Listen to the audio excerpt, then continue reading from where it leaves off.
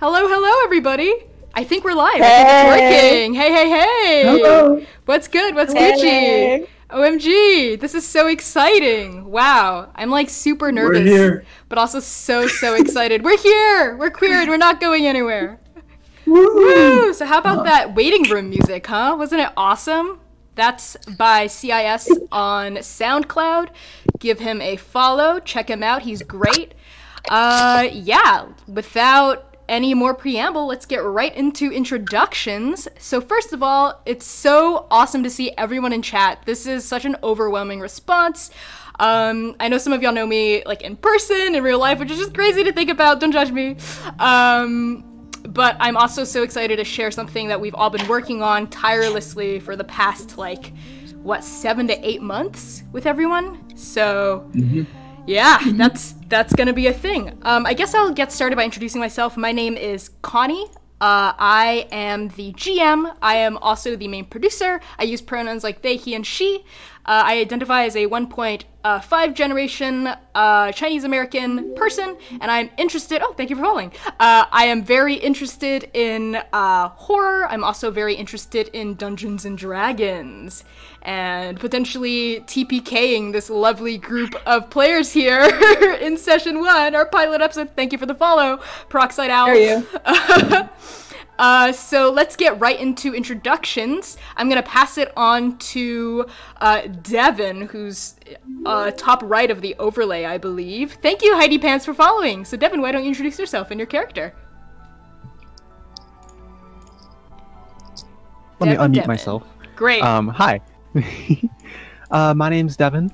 I use they, them, theirs pronouns, and I am a biracial, non-binary person. Thank you for the donation. And I am playing Manaya Wairua, a half orc, 7.5 foot tall half orc fighter. Yeah, and I'll pass it on to Erica, who's below me. Excellent. Hi, everybody. I'm Erica. I'm a variety streamer here on Twitch as well. I do see some folks from my Twitch. If you go up here, this is all my socials. I'm Erica New Girl. Everywhere you can possibly look me up that I exist. And I use she, her pronouns. I'm a white, queer, trans woman. And in terms of my character, I play V, an elf sorceress, with a bit of a mischievous con artist streak. I'm so excited to get the player for y'all today and the ongoing future. I'm going to continue the circle by going this way to Max. Hello, I'm Max. I go by they, them pronouns. I am also Chinese American, and I am playing... No, I should talk about myself. I'm a trans mask. I'm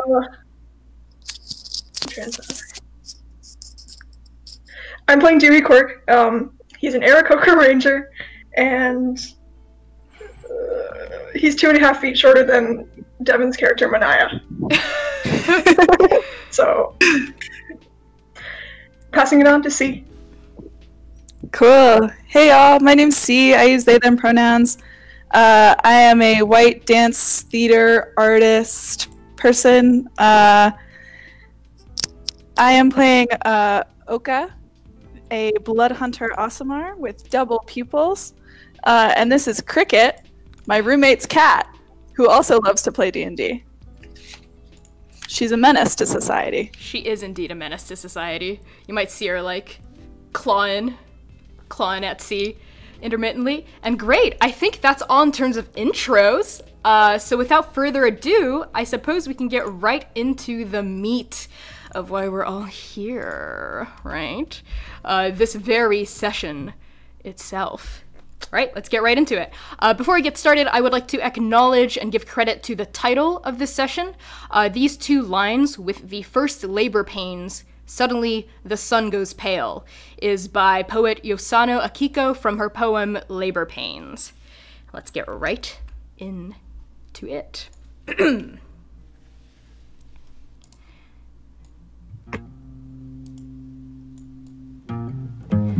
Blessed be the dull, for they have no mind to doubt. Blessed be the cruel, for they have no heart to vow. Blessed be the weak, for they have no teeth to gouge. And blessed be the empty, for we have no soul to shroud. A young woman travels through a darkened grove, her brown skin streaked with blood and tears.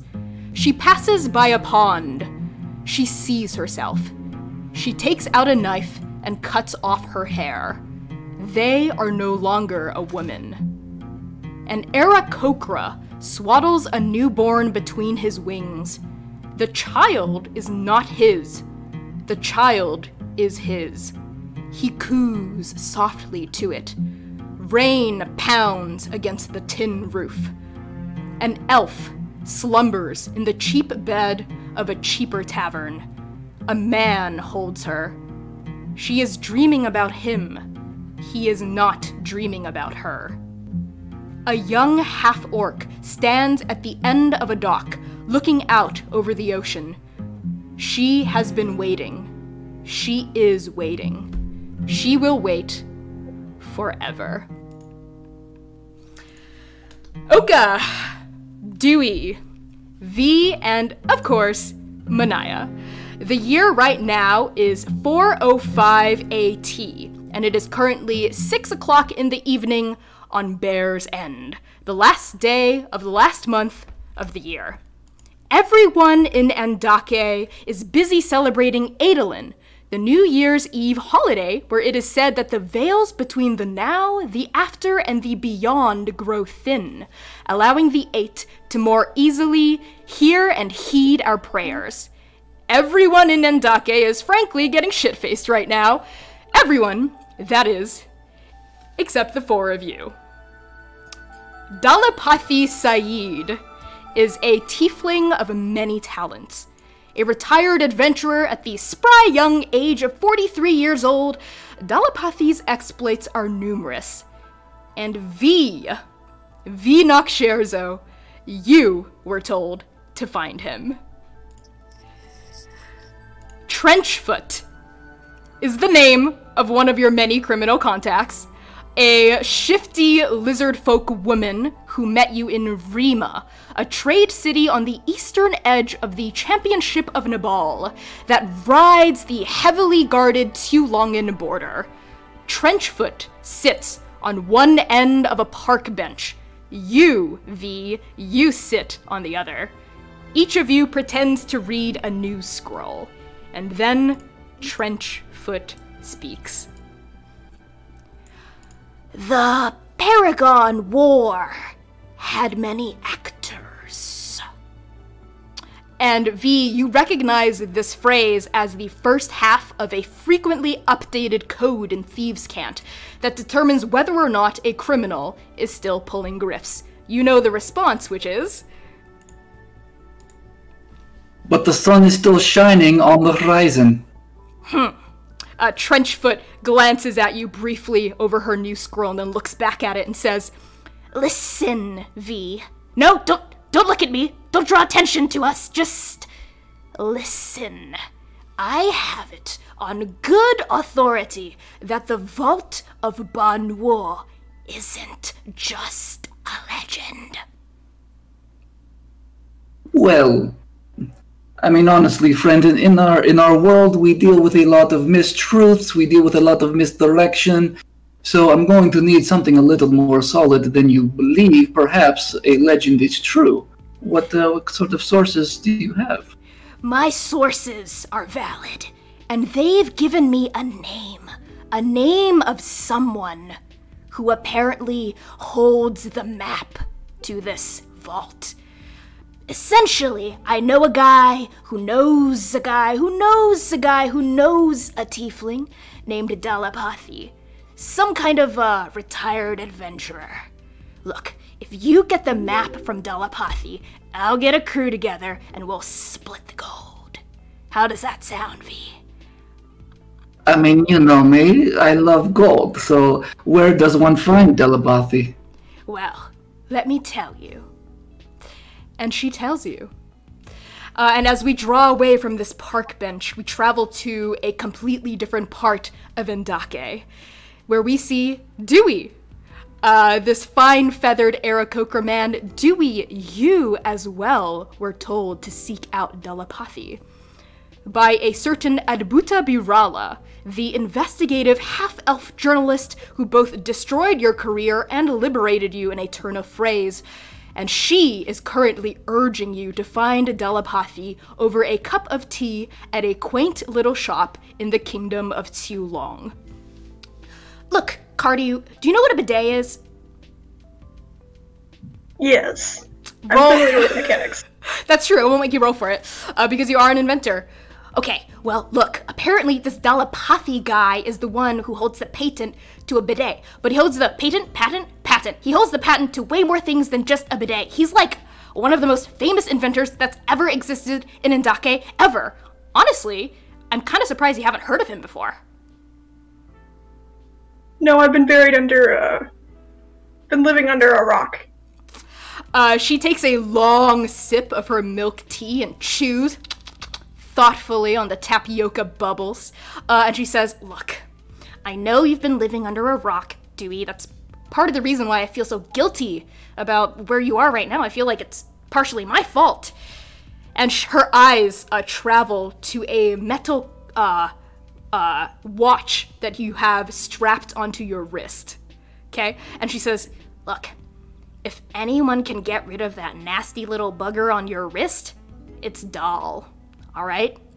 Find him. I feel bad for you. You're like so sad right now, alone, without Uilani or Hana or even a job, on the run, a fugitive, exile, friendless, loveless. Sorry about that, by the way. Look, this is my way of making amends, okay? My way of making it up to you. Find Dalapathi. He'll help you. I know he will. Dewey considers this. And Dewey, as you consider this over your cup of tea, someone else is considering finding Dal over a very different drink. Oka. You as well were told to find Dalapathi. Mercy, who is the leader of the Hounds of Mercy, your mercenary band, or should I say mercenary band, she instructed you to seek out Dal due to his extensive knowledge of strange and eccentric monsters. Never met the man myself, but folks I trust him, so that's good enough for me. This very stern half-orc woman says to you one night over a mug of scorpion beer at the latest shitty hole-in-the-wall tavern you find yourself patronizing. Mercy squints at you with her one good eye, the other one covered by a tough leather eye patch made from tanned naga skin. Yeah, Mercy, you don't actually trust anyone. So... You know, touche, but Dal's the closest to trust I'll get to having never met him in person. And frankly, Oka, listen, you need a break from the Hounds. Do me a favor and just talk to the guy, okay? Ask him your, questions. Maybe he'll put your ghosts to rest. Yeah, that sounds likely. That sounds real likely. Fine. You want me to go? I'll go. I have no problem getting out of here. In fact, I've been wanting to go for a while, actually. I've been wanting to go for a while. It's good that yeah. Are you trying to break my poor little heart, Oka? You don't have one, Mercy. You don't have one. I'll drink to that. And the two of you toast over a mug of scorpion beer that sizzles down your throat like the sting of the nominal insect. Finally, last but certainly not least, Manaya. Guess what? You're also looking for Dalapathi. 1 week ago, your merchant ship, the Ruffled Tern, docked at the port city of Solomonad on the eastern edge of the Boundary Waters, the massive saltwater inlet which separates the Republic of Talmud from the Court of Ravens. A troublesome storm ensured that thorough repairs were required for the Ruffled Tern, and Captain Lahahana herself asked you to complete a favor for her while you and the rest of the crew took respite in town. Manaya, I know it's Adolin, but I need you to deliver a letter to an old friend of mine. The Tortle said to you over a plate of minced meat and parathas, which is a kind of flatbread, at the tavern you were staying at in Solomonad. His name is Dalapathi Saeed. I believe he was a famous adventurer a number of years ago, and might I add, a very robust lover. But now he's retired to a little farm an hour north of the city. Could you please do your old captain this favor? An hour north of the city, you said? Yes. Oh. I'll be back in 30 minutes. That's impossible, physically speaking. But I appreciate your gumption. Oh, I simply mean I'll be quick. Oh, wonderful. Thank you so much, Manaya. I knew I could count on you.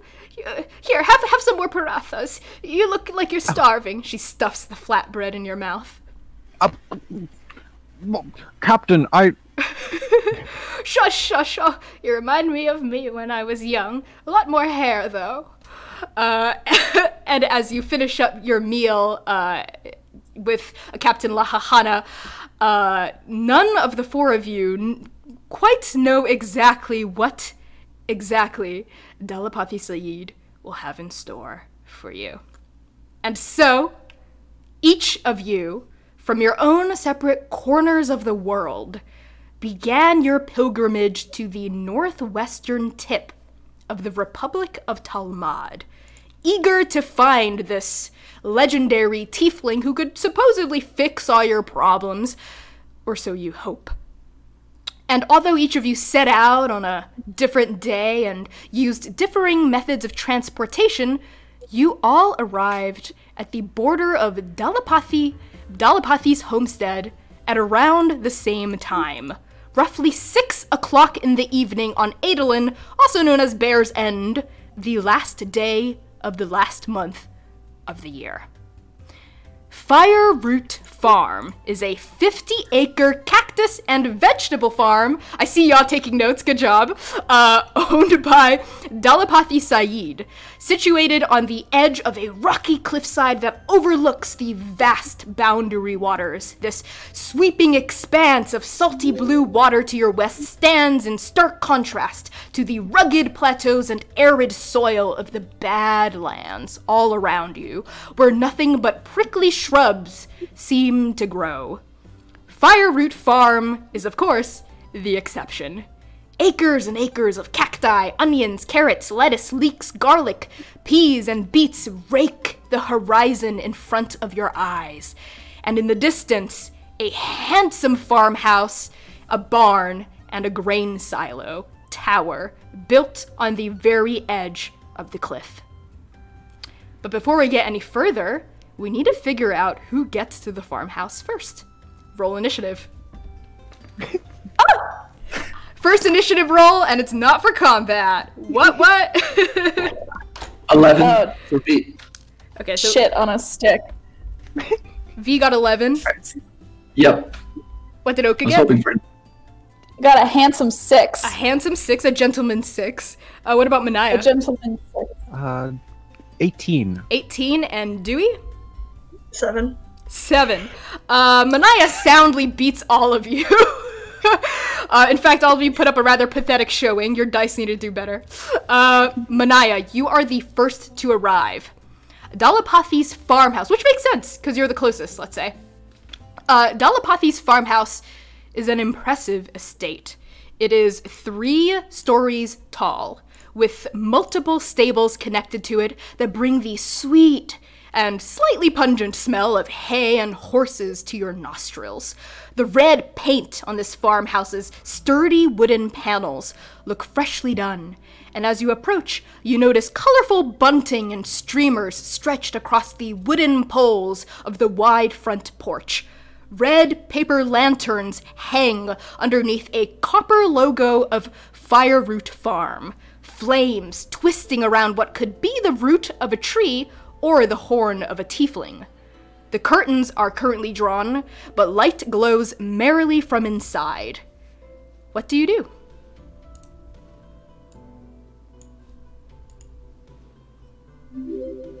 Well, by the flames on the, by the flames above the door, you'd think this was a Dragonborn's house.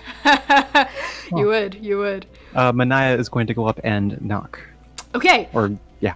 Just right to business. I like it. You take a moment to take in the porch, and as you ascend the steps and raise your hand to knock, V, you pull into view of the farmhouse just in time to see the broad, strong back of this half-orc woman ascend the steps and approach the door. And as you gaze upon Manaya, why don't you tell us, what does V see? What do you look like? So, as I mentioned before, Manaya is 7.5 feet tall, very, very tall. Mm-hmm.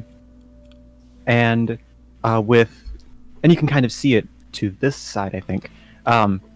She has dark skin and very, very long braided hair with little rings and things tied into it that she keeps up in a bun, mostly to not get in the way of her doing work on ships, fighting, etc. She wears a long black trench coat that goes nearly to the ground with big black boots. And the only unhidden weapon you see on her is a very long, large great axe strung across her back, almost as tall as her. That's saying something. That's a huge axe. Yeah, okay. V, you pull up just in time to see this huge axe-wielding half-orc woman in a long black trench coat approach the door. What do you do? I want to get close enough to be able to listen, but I don't want to be seen, so I would like to stealthily, find someplace nearby. Okay, cool. Manaya, what's your passive perception again? It's a 14, right? I'm pretty sure. 14. Okay, Yep. so V, roll stealth against that. That one. Okay, yes! V, that's the first roll. That's awesome. Okay, V, so why don't you choose how you fail spectacularly? Tell me. Okay. So V is gonna try to sneak up to the house, around the corner, and we're gonna say there's something akin to a gopher hole. I don't know if a donkey has gopher holes, but there's a gopher hole, so her foot's gonna go into it, causing her to just completely forward face plant. Except she manages, in her dexterous nature, to do a forward roll, but then she hits. There's a little flower bed, except it's in conjunction with all the cactus. There's it's a cactus, and her face stops right before the cacti bush.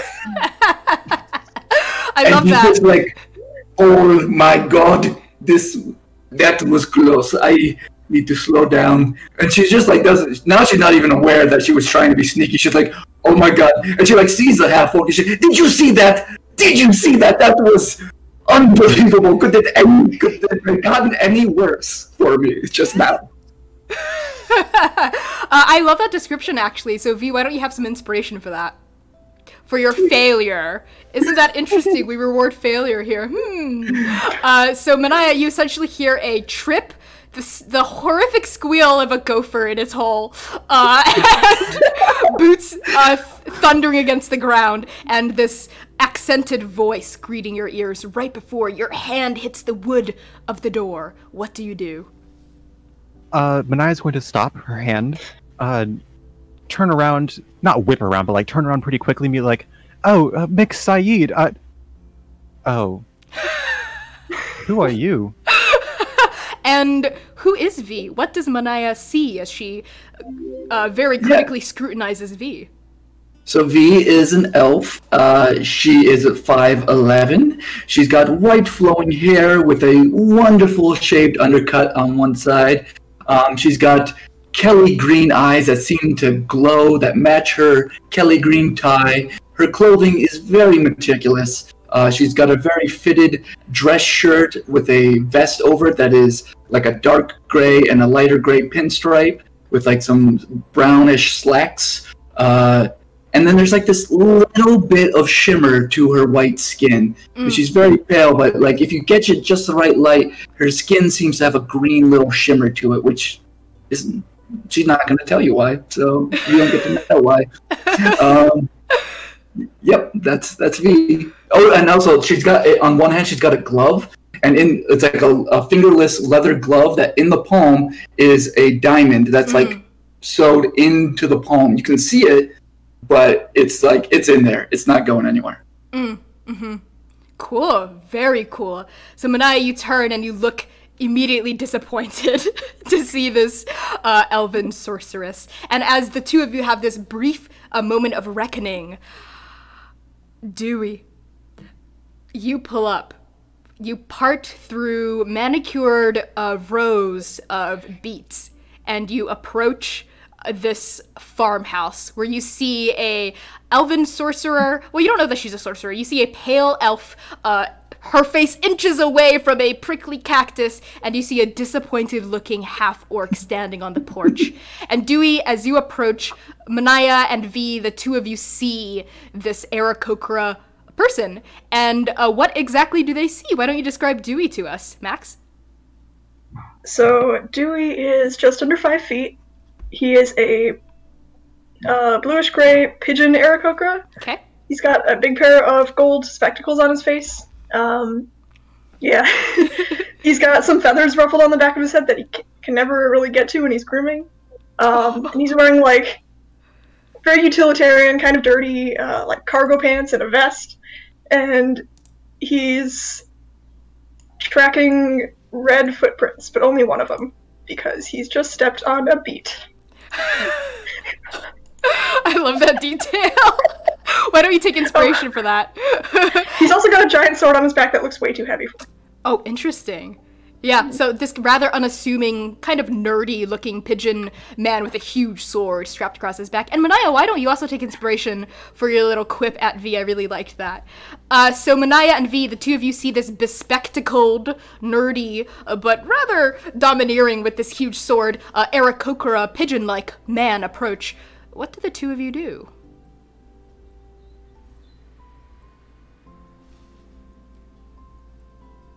Hello, friend.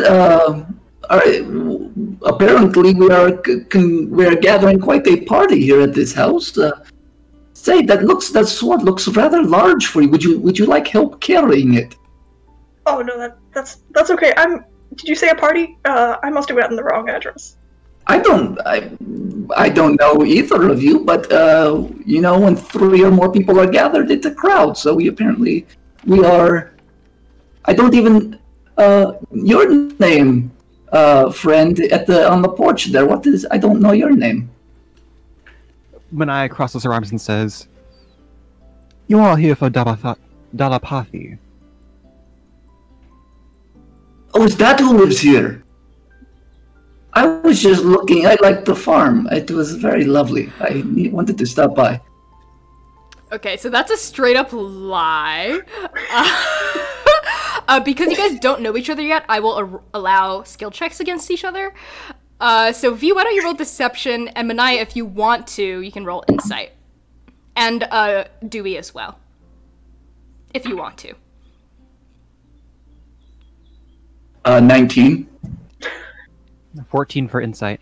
Okay, so the deception does win out, but it's slightly suspicious. The margin is not huge. So let's say, okay, there's some plausible deniability, but due to V's strange entrance, perhaps you're still a little suspicious. I saw nothing. Suspiciously, no. Yeah, so as the three of you sort of do the standoff, right? Meme, looking at each other. Finally, last but certainly not least, Oka. You appear from a different edge of the farmhouse. Instead of walking through beets, you are walking through rows of carrots and lettuce. And you finally draw up to this porch. You see this Aarakocra pigeon folk. You see this half-orc woman, and you see this elf. And as all three of you, Manaya, V, and Dewey, turn your eyes upon this newcomer, why don't you tell us, what do they see?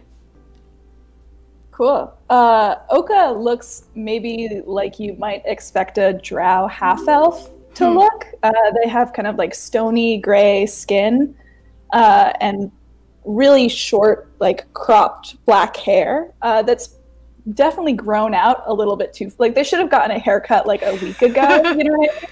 So like there are some like wisps coming out.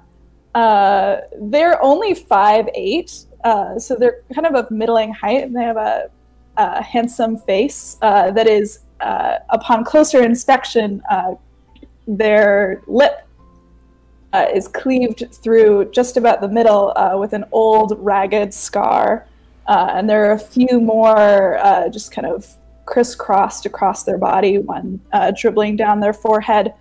They have a handful of piercings, silver in this 6 o'clock light. And their eyes, maybe giving away the fact that they are not just a drow half-elf, have 2 pupils in each eye that sit next to each other. Also, Oka is absolutely fucking smashed. They are stumbling. They are stumbling, which is why they took them so long, because they were busy getting drunk at the nearest tavern. I like that touch. So, why don't you have some inspiration for that? Drunkspiration. Drunkspiration, sure. I hope you guys have noticed that I've given each of you inspiration, because you're gonna need it. And as all 4 of you convene, and the first 3 of you feast your eyes upon this strange double-pupiled drow? Question mark. All 4 of you, before you can even say anything, stumbling forward, right?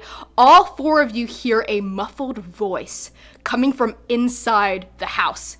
And it says something in Talamadi, which I don't think any of you speak, so you don't know what they're saying. And then the door swings open. And Manaya, you see him most clearly. A pretty elven man sits in a wheelchair at the threshold, dressed in a denim apron. He has dark skin, a very well-trimmed beard, and a fade leading up to thick, curly black hair, dyed just a shimmer of blonde at the top. And this elf's dark brown eyes settle over you, Manaya, and then over V, and then Dewey, and finally Oka. And his face seems to fall a little. He opened the door with a smile, and then his face falls a little, and he goes, "Oh." And then he smiles again, and addresses the 4 of you in common. "Oh, I'm sorry, the 4 of you are early. The Bear's End party doesn't start till 9. But please, come in, I'll put out some pakoras." And he wheels himself around. Adolin! Happy Adolin! Oh, yes! Happy Adolin, come on in! And he begins to wheel himself inside, leaving the door open. Thoroughly convinced that he's at the wrong address.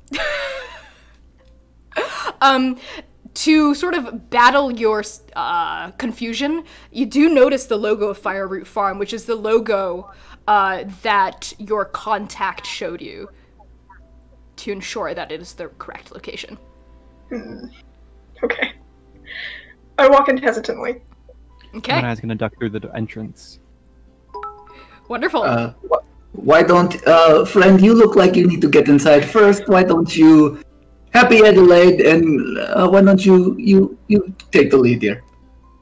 Are you trying to kiss the cactus? Is that what you're doing on the ground? What are you doing on the ground? It's Adelaide, get up! Come on! You're going to be on the ground soon, by the looks of it, friend. Just shh, just use your indoor voice. This bush was very beautiful cacti they have here. I should have been here years ago. It's so nice. But why don't you go? Why don't?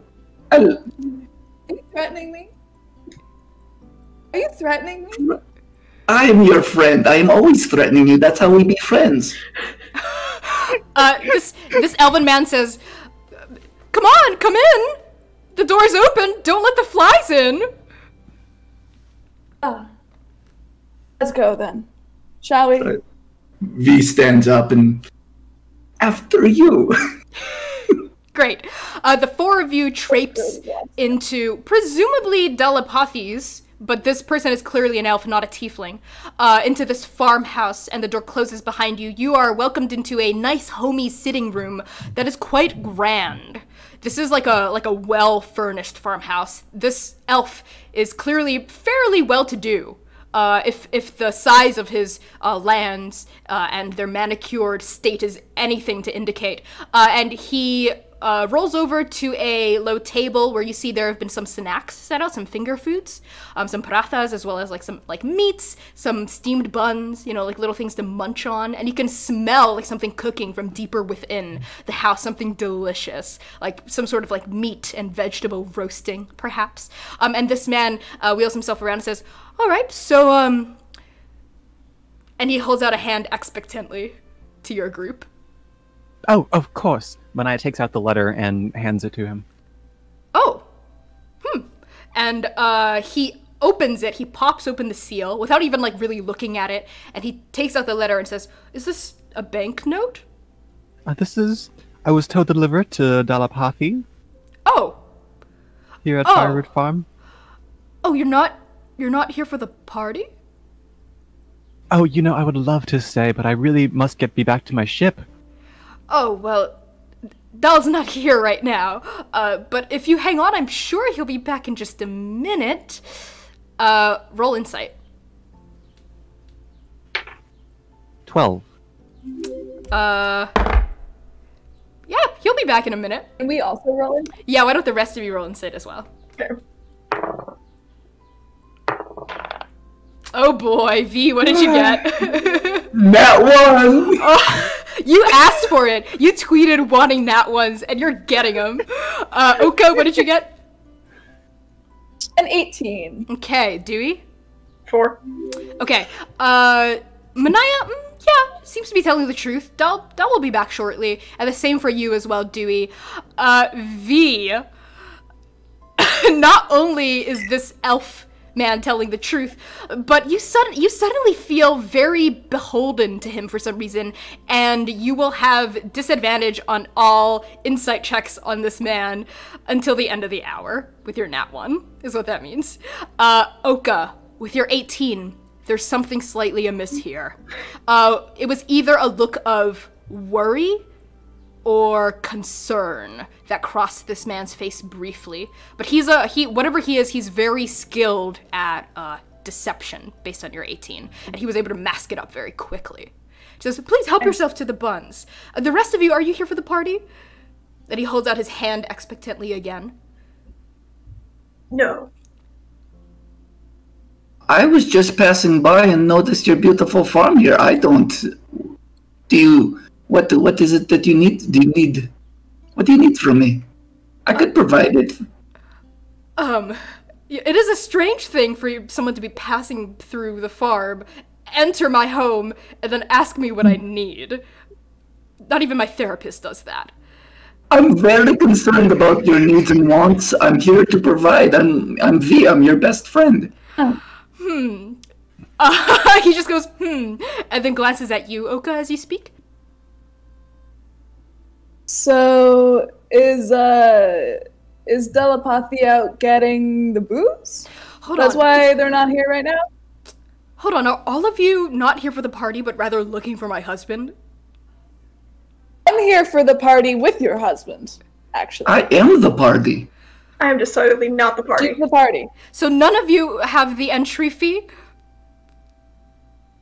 Oh, you wanted money. Why don't you say what you need? This is a communication problem you need to work on.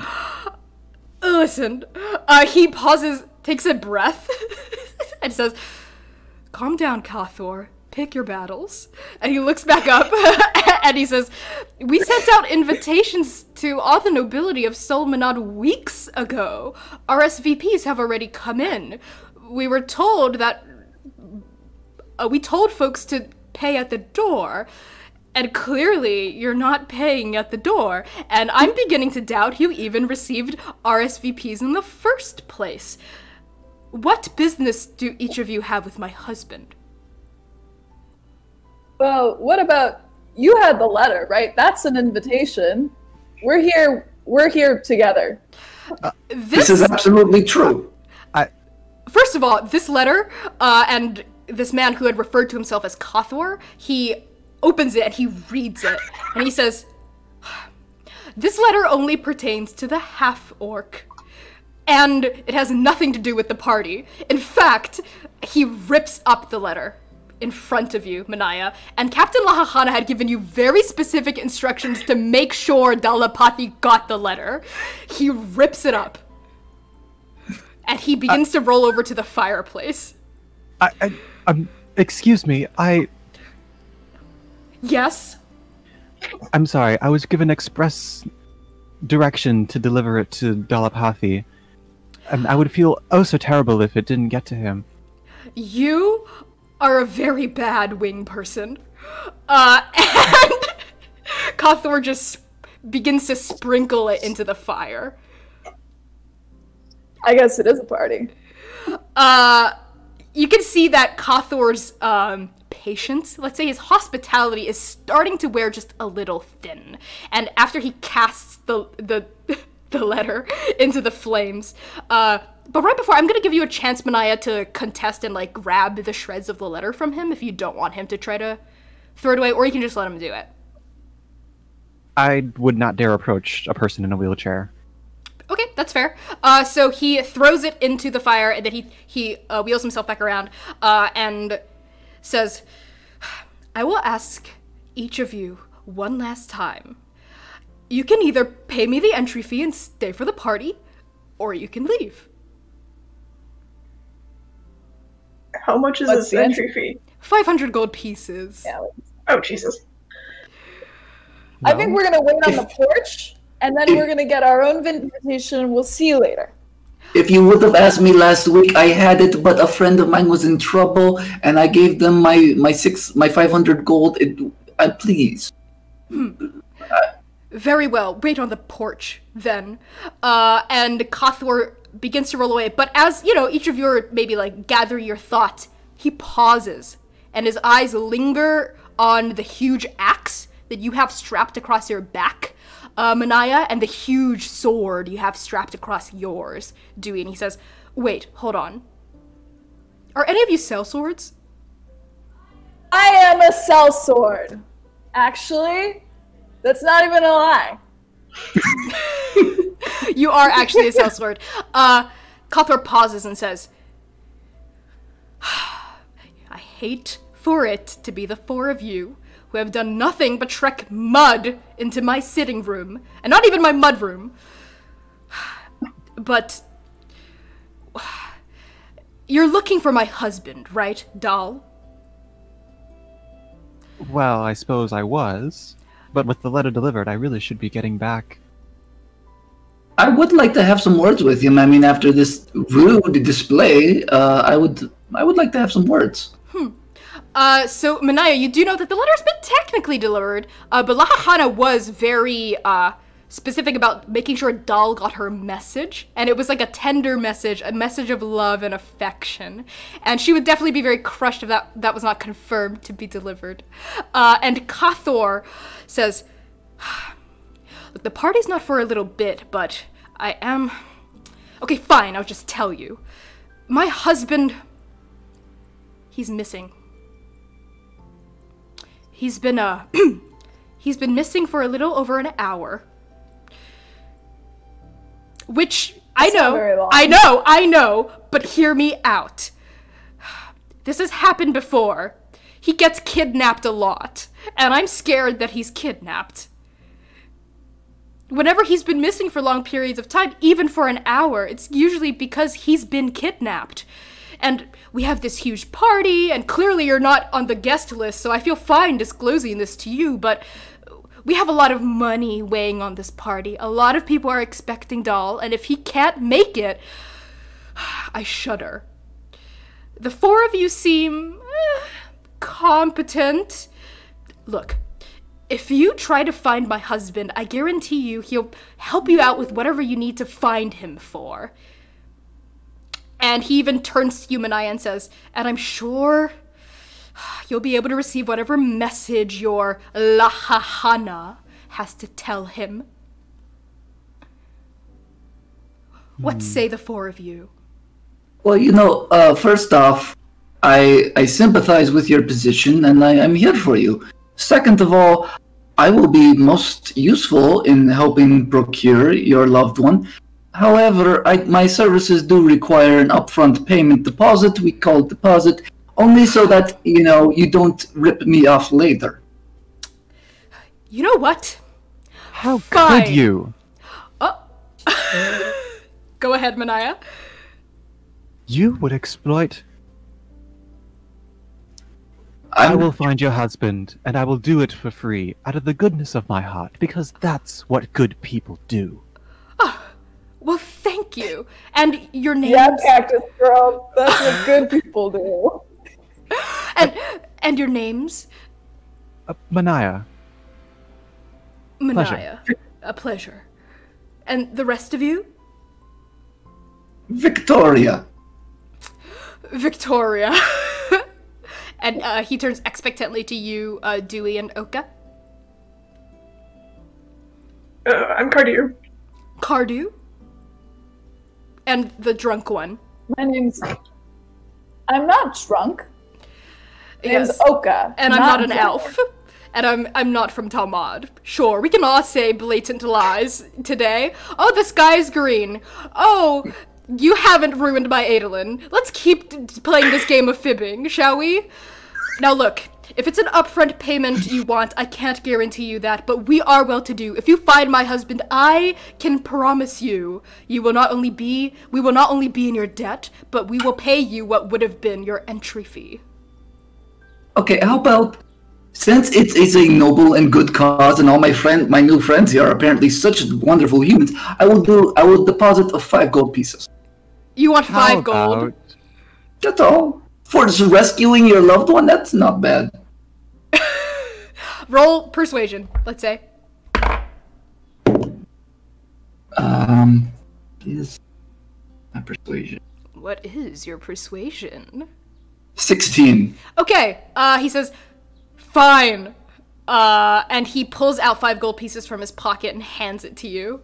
Says, do the rest of you want to extort me? In my moment Manaya's of already need? walking out. Great. Wonderful. So the 4 of you, unless there's something else you guys want to say, we can wrap up the scene. We'll I'm be good. back before you know it. Thank you. Do hurry. The party is soon. My husband was last seen in the North Field, and he gives you instructions for how to get there. The 4 of you exit. V, your 5 gold pieces richer. I hope you feel good about that. I hope you feel good about yourself, V. I hustled for that, okay? Let's be real here. Sounds good. The 4 of you leave, and you make your way over to the North Field, which is about like a 10-minute walk, let's say, away from the farmhouse. And Kothor stays back at the farmhouse to keep preparing for the party. And by the time you get to the North Field, the sun has set well over an hour ago. But vestiges of light linger in the atmosphere, and the stars above your head are just beginning to spackle the night sky. So numerous and bright that nighttime travel in Endake in this world is not only safe, but advisable. And as the 5 of you approach this northern field, the constellations of the 8, which is the name of the pantheon shared across all of Endake, oh my god, thank you for the donation, amazing, begin to appear.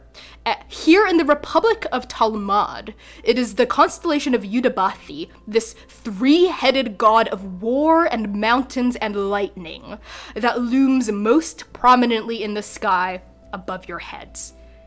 And in about 10 minutes, of course, you reach the field. You see beds upon beds of spiny cacti, leafy rhubarbs, and the fern-like tops of carrots sprawling out before you. 60 feet in front of you, you see the Northern Gate, which is an iron-wrought entryway that connects the fence surrounding the entire perimeter of Fireroot Farm. 30 feet to your west, you see a tin-roofed lean-to constructed against a small wooden shack. And beyond the Northern Gate lies true wilderness, the flat, dry plateaus and oscillating mesas and buttes of the Republic's Badlands. To the far west, beyond the lean-to, the shack, and the fence, you can see the boundary waters glimmering in the starlight, and you smell the salt of ocean spray. Oka, did you want to say something? I had a question. Go ahead. As we're walking along, Oka lived in the Badlands for a few years. Yeah. Is this landscape familiar to them at all, or would they have any insight as to caves, tunnels, hiding places, Let's bandit camps, anything like that would be in the area? I'll give you advantage on your investigation rolls for the area, due to your knowledge of the area. Okay. So it is currently, by the time you reach the northern field, it is currently 6:30 in the evening. How do the four of you begin your investigation? Well, Manaya is going to turn to the party and say, Okay. well, and she turns to Victoria and says, you seem most familiar with the plant life, so maybe you should start there. You two look a bit more familiar with the actual landscape, to Dewey and Oka. I suggest we split up. You take the farm. I'll look for that shack. We reconvene here in an hour. Fair enough. Is there I would like to maybe just make a general investigation roll about the region that we're in, or the specific area, to see if I can think of any places that I might know of. That are nearby? Okay, why don't you roll nature for this general area? Again, you are on the western edge of northern Talmud, sitting right on the boundary waters. Should I roll this with advantage? Yes, let's do that. So Manaya, after you propose your plan, Dewey and V, how are you responding? I'm like, sure, that sounds like wonderful ideas, Manaya. So I'm going to try to investigate the plants. Sounds good. Specifically, so yeah, I'm just gonna go ahead. We kept cutting each other off. It was yeah, go ahead. Go ahead. Yeah, I'm gonna go through and try to identify if there's what these plants are, if there's anything weird like tracks in them. Yeah, why don't you investigate the cacti, the rhubarbs, and the carrots? So roll investigation on the carrots. What did you get, Oka? I got a 21. Holy cow. Wait, we've sworn already. Holy shit cow. A 21. I see a shit cow in the distance. You see a shit cow in the distance. No, I don't want that to be the first meme of this. Please no. Okay. Somebody clip that. Okay. Just because you rolled for a general check, right? So I'll give you general details for your 21. This area has, outside of the cultivated farmland, wow, the music's getting kind of loud. I'm going to tweak it a bit. This area has a lot of mesas and buttes. A mesa, is just sort of perhaps the most prominent feature of the Badlands. They're sloping, rocky outcroppings, geological phenomenon. They're usually reddish, very arid soil. Croppings. Buttes they look like huge cubes of earth that come out of the ground, and they're usually on an elevated, almost like a little stand or a dais. And they can be quite large. These are the primary geographical features. In terms of any lairs or anything like that, there aren't any there's no known Bulette living nearby. Though there have been in past years, based on your 21, reports of, especially in the past month, of animals being able to talk in this area.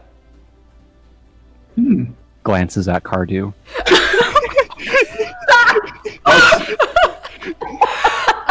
V, what did you get on your investigation roll? 13. 13. With your 13, yes, you do see tracks. You see clear track marks, right? Of footprints trampling over the vegetables, coming from the northern gate, past the beds, and toward the lean-to. With your 14, the tracks are a little muddied. You can't tell how many people or what species they would be. Friends, I'm not a tracking expert, but I see some things here that look like they could be things. Perhaps. Did you know that? Did you know that animals could talk out here? Really? That's so strange. No, I mean like chipmunks and stuff. I swear. Don't look at me like I swear. You haven't met an Aarakocra before, I take it? No, a chipmunk. As the two of you sort of like go back and forth, your eyes are drawn to the earth. That Veronica, right? Is that the fake name you're using? Victoria. Victoria. Sorry. I'm so sorry. I forgot your fake name. Victoria. Well, they're gonna come and go a lot, so don't worry about it. Each of you see the track marks. Yeah, leading from the northern gate, like trampling over the beds toward the lean-to. And the remaining three of you, Oka, Manaya, and Dewey, you can make your own investigation checks if you want on these tracks. Well, I was gonna head over to the shack anyway. Sounds good. So seeing that they vaguely lead towards there, I'm just gonna start walking. Sounds good. What about you, Dewey? I got a nat 20 plus 4. Okay, Dewey. Okay, work. What did you get, Oka? Sorry, it takes me so long to do math. 16. 16. Okay, Oka, you gain more or less the same knowledge as V, though some of the tracks seem smaller than the others. And Dewey, with your 24 and your natural 20, you can tell exactly how many people made these tracks. The tracks are made by 2 medium-sized people, so about like humanoids, most likely, and 2 large 4-legged creatures that aren't quite dogs. Is your summation. They're not as big or spaced apart as horses, and they're also not hooves. Manaya, what did you get for your investigation roll near the lean-to, let's say? Okay. 14. 14. So as you approach the lean-to, you see it's basically a, you see there's like a tin roof, right, leaning against this shack. There's a large metal tub underneath the roof filled with muddy, reddish water. There's a rubber hose. There's some wooden crates, and there's a long table. A large sack of freshly harvested rhubarb lies open on the table, and it's half spilled onto the ground. And the ground here is elevated about 3 inches off the soil by a bed of rock, upon which lies slats of wood. And with your 14, right, investigation check, you see that there are tracks in the soil around the elevated wood, and it's just sort of like bits of soil all over the slats. And you also see muddy tracks all around the workspace. I guess I'll investigate more of the tracks. Is there sign of a struggle? Do I see the same thing as Dewey? Are there multiple people, etc.? With a 14, unless Dewey points it out to you, you probably wouldn't be able to discern the difference. Though speaking of which, Dewey, Okay. Are you going to point out your discovery to your compatriots? Do the tracks lead towards the lean-to? Yes. Though, are you also getting close? Are you like approaching the lean-to with Manaya? I'm following the footprints towards the lean-to. Okay, let's say with your natural 20, as you follow these 2 sets of humanoid or medium-sized footprints and the 2 not dog-like creatures, they're not exactly sure what they are. As you get closer to the lean-to, you see that the tracks seem to lead from, like, they're coming in from the northern gate. They loop through the beds of vegetables, they stop at the lean-to, and then they go again. They, like, leave the lean-to and go toward the northern gate. But the set of tracks leaving the lean-to have an additional pair of footprints. An additional pair of humanoid footprints. Okay. I'm going to point that out to Manaya. Okay? And probably to everyone else. I'm assuming everyone's yeah. together. Yeah. Not to me. Okay. What do you do? Uh-huh. Guess they were kidnapped, eh? Why don't you roll... Oka, why don't you roll, a survival check on the lean-to?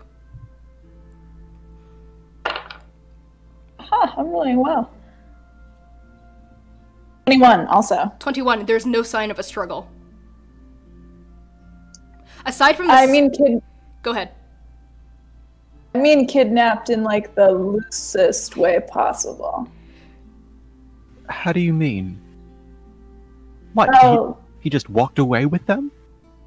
that's what it looks like. I mean, the rhubarb are the only things that really got tossed over, and let's be real, those things never stay up.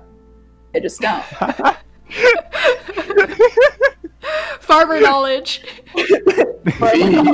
V just stares at Oka like, what? Manaya's going to laugh at the rhubarb joke. Okay, Manaya, as you're laughing at the rhubarb joke, roll perception for me. 14. You see a small copper pin floating in the middle tub, partially obscured by the chunks of soil also floating in the water. Manaya's going to stop laughing, adopt her regular face again, I guess, and then say, wait a minute, what's this? And pick it out of the tub. The head of a smiling dragon is carved into one side of the pin, and a bagpipe is carved into the other. The dragon playing the bagpipe? No, it's like it's like a coin, I guess, like a more. coin. Mm-hmm. Yeah. Huh. A musical dragonborn. Do any of you know this symbol? I'd show it out to the other people here. Yeah. Why don't all of you roll religion? Uh-oh. Make those rolls, baby. Roll. 4. 4, 17, 17. 14. 14, And then 9. 9. 4 and 9. Manaya, dragons, you don't know of a dragon god. Dragons were creatures, you do know, everyone knows this, that went extinct thousands of years ago, along with giants. You don't know much beyond that, do we? It's definitely religious in appearance, the way it's carved, but you don't know much beyond that. Again, you can't think of a dragon god as well, and you're not necessarily concerned with religion so much as you are with technology. V, not only is this iconography religious in appearance, it definitely very likely points to someone, or maybe a group of people, that worship dragons. Like, the way that the dragon is carved makes it look very, like, serene and dignified. So this is definitely, like, a worship-like pin, let's say. Though why there's a bagpipe on the other side, you don't really know. Oka, you know why there's a bagpipe on the other side. The bagpipe makes you think it could potentially signify Nectis, which is one half of Skad and Nectis, who are the gods of risk and reward, and together the couple comprise a single member of the 8. You also know that it is blasphemous to worship one lover over or apart from the other. They're always worshipped as a pair, which is why seeing this bagpipe on its own is odd. That's, you should put that back. That's bad luck. I like that response. Oh, Manaya sits down on the table. Okay. Wipes off her hands of the stuff that was probably on it. Mm-hmm. V contemplates stealing it, but I'm gonna show a moment of restraint, and I'm just gonna, I'm thinking about it, but I'm not gonna do anything. Okay, so this is the information all of you have right now. There are 2 sets of humanoid footprints leading in from the northern gate, accompanied by 2 sets of dog-like prints. You're not exactly sure. They're not dogs, though. These prints stop at the shack, the lean-to. There's no sign of a struggle, and then the prints lead away from the shack and the lean-to and have an extra pair of prints, presumably Delapathes, moving toward the northern gate again. So here are some options you have. You can either try to figure out what the creatures accompanying, like the dog-like creatures are, by like doing additional checks, or you can like try to go to the northern gate. You can look inside the shack, etc. Personally, friends, I think we should follow these tracks that seem to leave because it looks like nobody's here. You know, Vicky, I think you might be right. So are all of you going to move toward the northern gate? I suppose so. Sure. Wonderful. So as the 4 of you trek over to the northern gate, you see that beyond the vegetable beds, the tracks become considerably more difficult to follow because there's no like soft soil here, right? The arid, dry earth is a lot harder to track than soft, pliable earth. And as you approach the northern gate following these tracks, you see an orange cat. Presumably feral, there's no collar, sitting on the fence. It is, it's sitting on the fence and it's licking its paw and grooming its face. Hey, does that talk? Yeah, do you talk? Oh, bye, Mahu. Okay, as you approach and scream at the cat, demanding to know whether or not it talks, roll animal handling. With disadvantage, you're being kind of abrasive. Oh my god, it was a natural 20! Disadvantage, my dude. Disadvantage. Oh my god. You're being abrasive to a cat. 20. That one. A 3. The cat, +2 is 5. surprisingly enough, the cat doesn't run away. It lowers its paw and it glances at you with what can only be described as immense disdain. And it goes, of course I can talk. And let's take a break there, yeah? On the Sounds hour? good. Okay, so everyone, Sure. let's mute your mics. We will be back in a few minutes, 10 to 15. So this is a bio and tech break for the audience as well. We'll be back soon. Love you guys.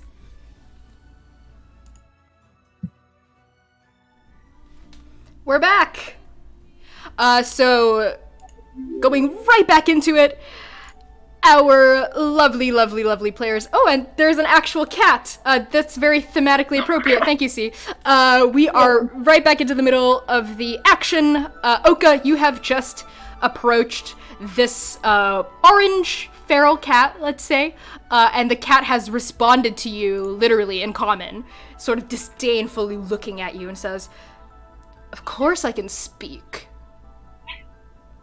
Oka turns to the rest of the party, and they just kind of gesture grandly.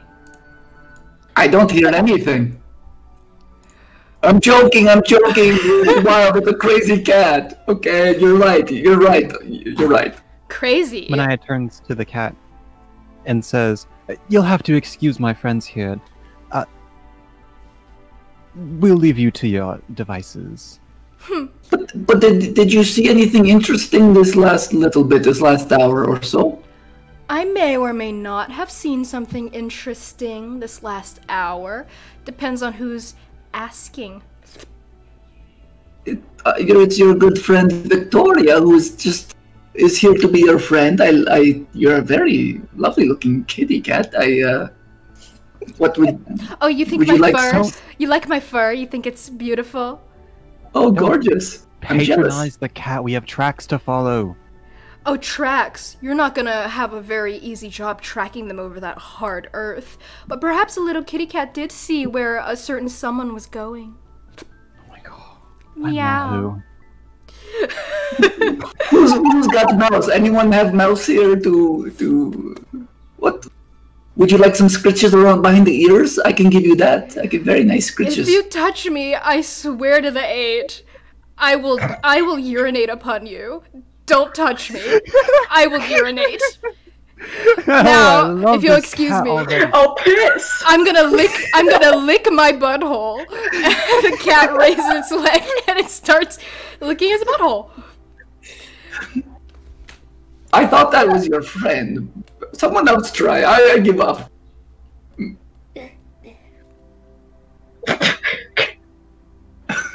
Yes. Honey, please don't pretend to lick. Okay.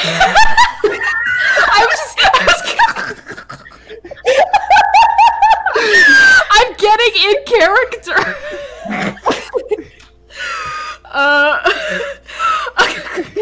Okay. The cat says, "A mouse could persuade me. Perhaps more compliments could persuade me. Treats." Oh, I got a little something in here. I have some rations, some jerky. Okay. Pull out of my pack. Okay. Have in my hand here. The cat sniffs it tentatively and then starts eating it. Hints Pull of, away a little bit. hey, come now. Can I just say that the way you eat that food is unbelievably wonderful? Oh, I could watch for hours. oh, thank you. Oh, please stop. By that I mean please Yes, keep going. please stop. You're the biggest bird I've ever seen. Don't hunt this bird. This bird, no. Yeah, please don't. Well, you did compliment me and you did give me some treats. I guess I can play nice. Yes, I saw 2 people and 2, lizard dogs enter about an hour ago. They came back out the same way with the addition of a 3rd person, a tiefling. The master of this farmhouse. And which way did they go? Due north. I overheard them talking about going to a butte with 2 spires. You can have the rest of the jerky. That was very helpful. Thank you. He starts purring, and he picks up the rest of the jerky and starts eating it. And now you have this 2-spire butte, let's say, that you can be on the lookout for. Let's head out, friends. Let us explore new worlds together. Sounds good. Great. Passing the cat on my way, I say, "Thank you, Conley, for your service." And the cat says, "You're very welcome. Bye-bye now." And it watches you leave. So let's see. I'm just marking that we should take another break around 5:20 here because we came back around 4:20. 4:20. Blaze it. So Smoke 'em if you got. smoke him if you got him. Please, well, if you want to, and etc. I don't know why I felt the need to say that. Okay, the four of you head out in search of this 2-spire butte. Why don't the 4 of you just make a general perception check for me on the horizon?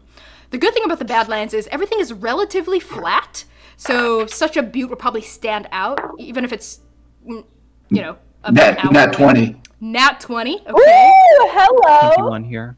What was that? 21? 21. Nice. Okay, 21, Nat 20. Okay. Handsome 5. Okay, gentleman's 5. Dewey? 12.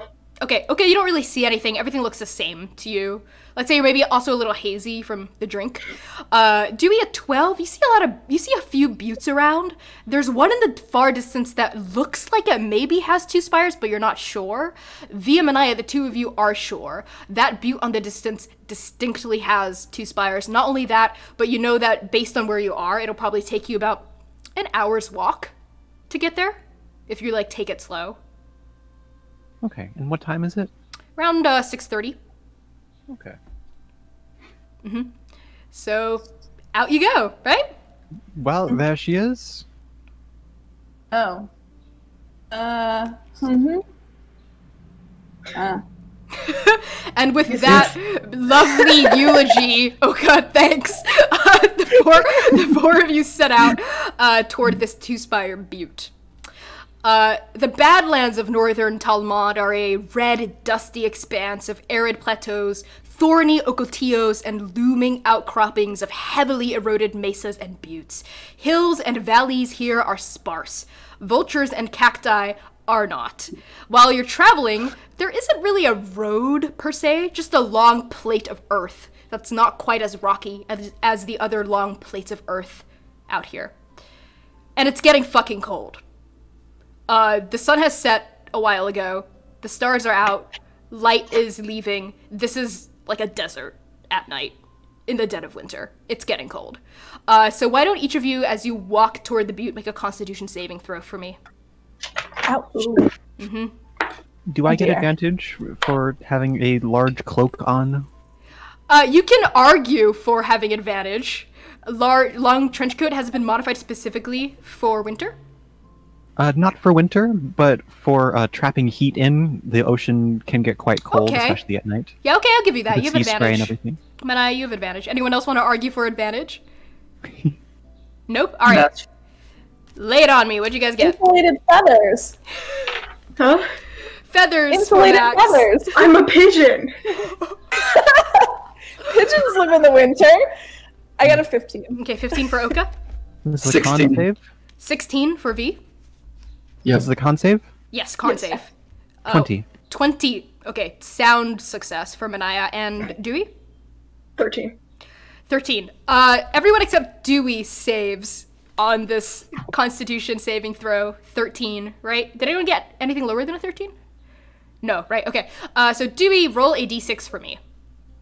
Oh, dip. Burst damage. 4. You take 4 cold damage. Yikes. Yeah, it's Oh. it's cold. It's cold out here. It's really chilly. You're like shivering, let's say, and shaking from the cold Oh. damage. Yes, go ahead. I maybe see Oka sees Dewey shivering a little bit, and they're gonna take out their bedroll like from their pack, and just kind of like Drape it. Oh, that's so rape cute. it on Okay. Dewey. I love that. I love that moment of compassion. Why don't you have another point of inspiration? And I will allow these to stack up to 3. I'll allow you guys to have inspiration up to 3. Okay. So Dewey, you have this little bedroll around your shoulders. Let's say a little like dribble of cold snot is coming out of your little nostril. You've got like frostbitten tips of your feathers, and you're kind of shivering, but the bedroll helps. By the time that the 4 of you arrive at this 2-spire butte, it is about Stinky. yeah, it's a little stinky, the bedroll. Smells like alcohol, perhaps. And, and just like blood and alcohol. blood, alcohol, musk. And it is about 7:30 in the evening when you reach the 2-spire butte. It is a vast, cube-shaped structure with 2 narrow towers of terraced rock spiraling up toward the 8 in the darkened heavens above. The butte towers at the top of a low, sloping mound made of rocks and stone, dotted profusely with shrubs and dry grass. The 5 of you stand now at the base of this mound, which extends gently upward for about 30 feet, let's say, before the butte itself takes hold. What do you do? Oh, I would like to think about lizard dogs.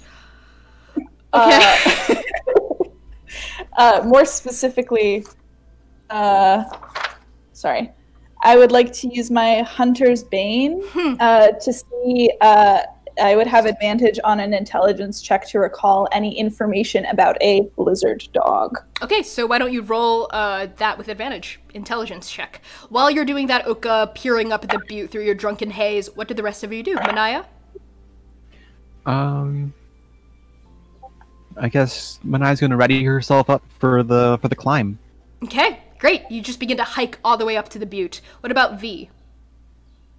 She's gonna do some stretches, get her, and she's gonna like take a running start and try and just like get up there. Sounds good. You follow Manaya as well. You stretch a bit.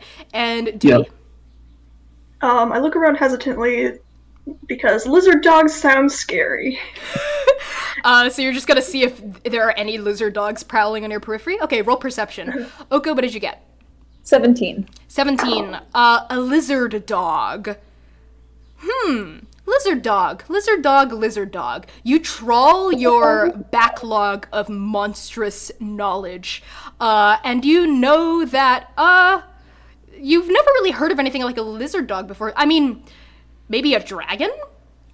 But dragons are huge and they have wings and they're not really like dogs, but they're lizard-like. They're reptiles, and especially tying that coin, let's say the pin that you found with the dragon's head, maybe there's a relation there that could be useful.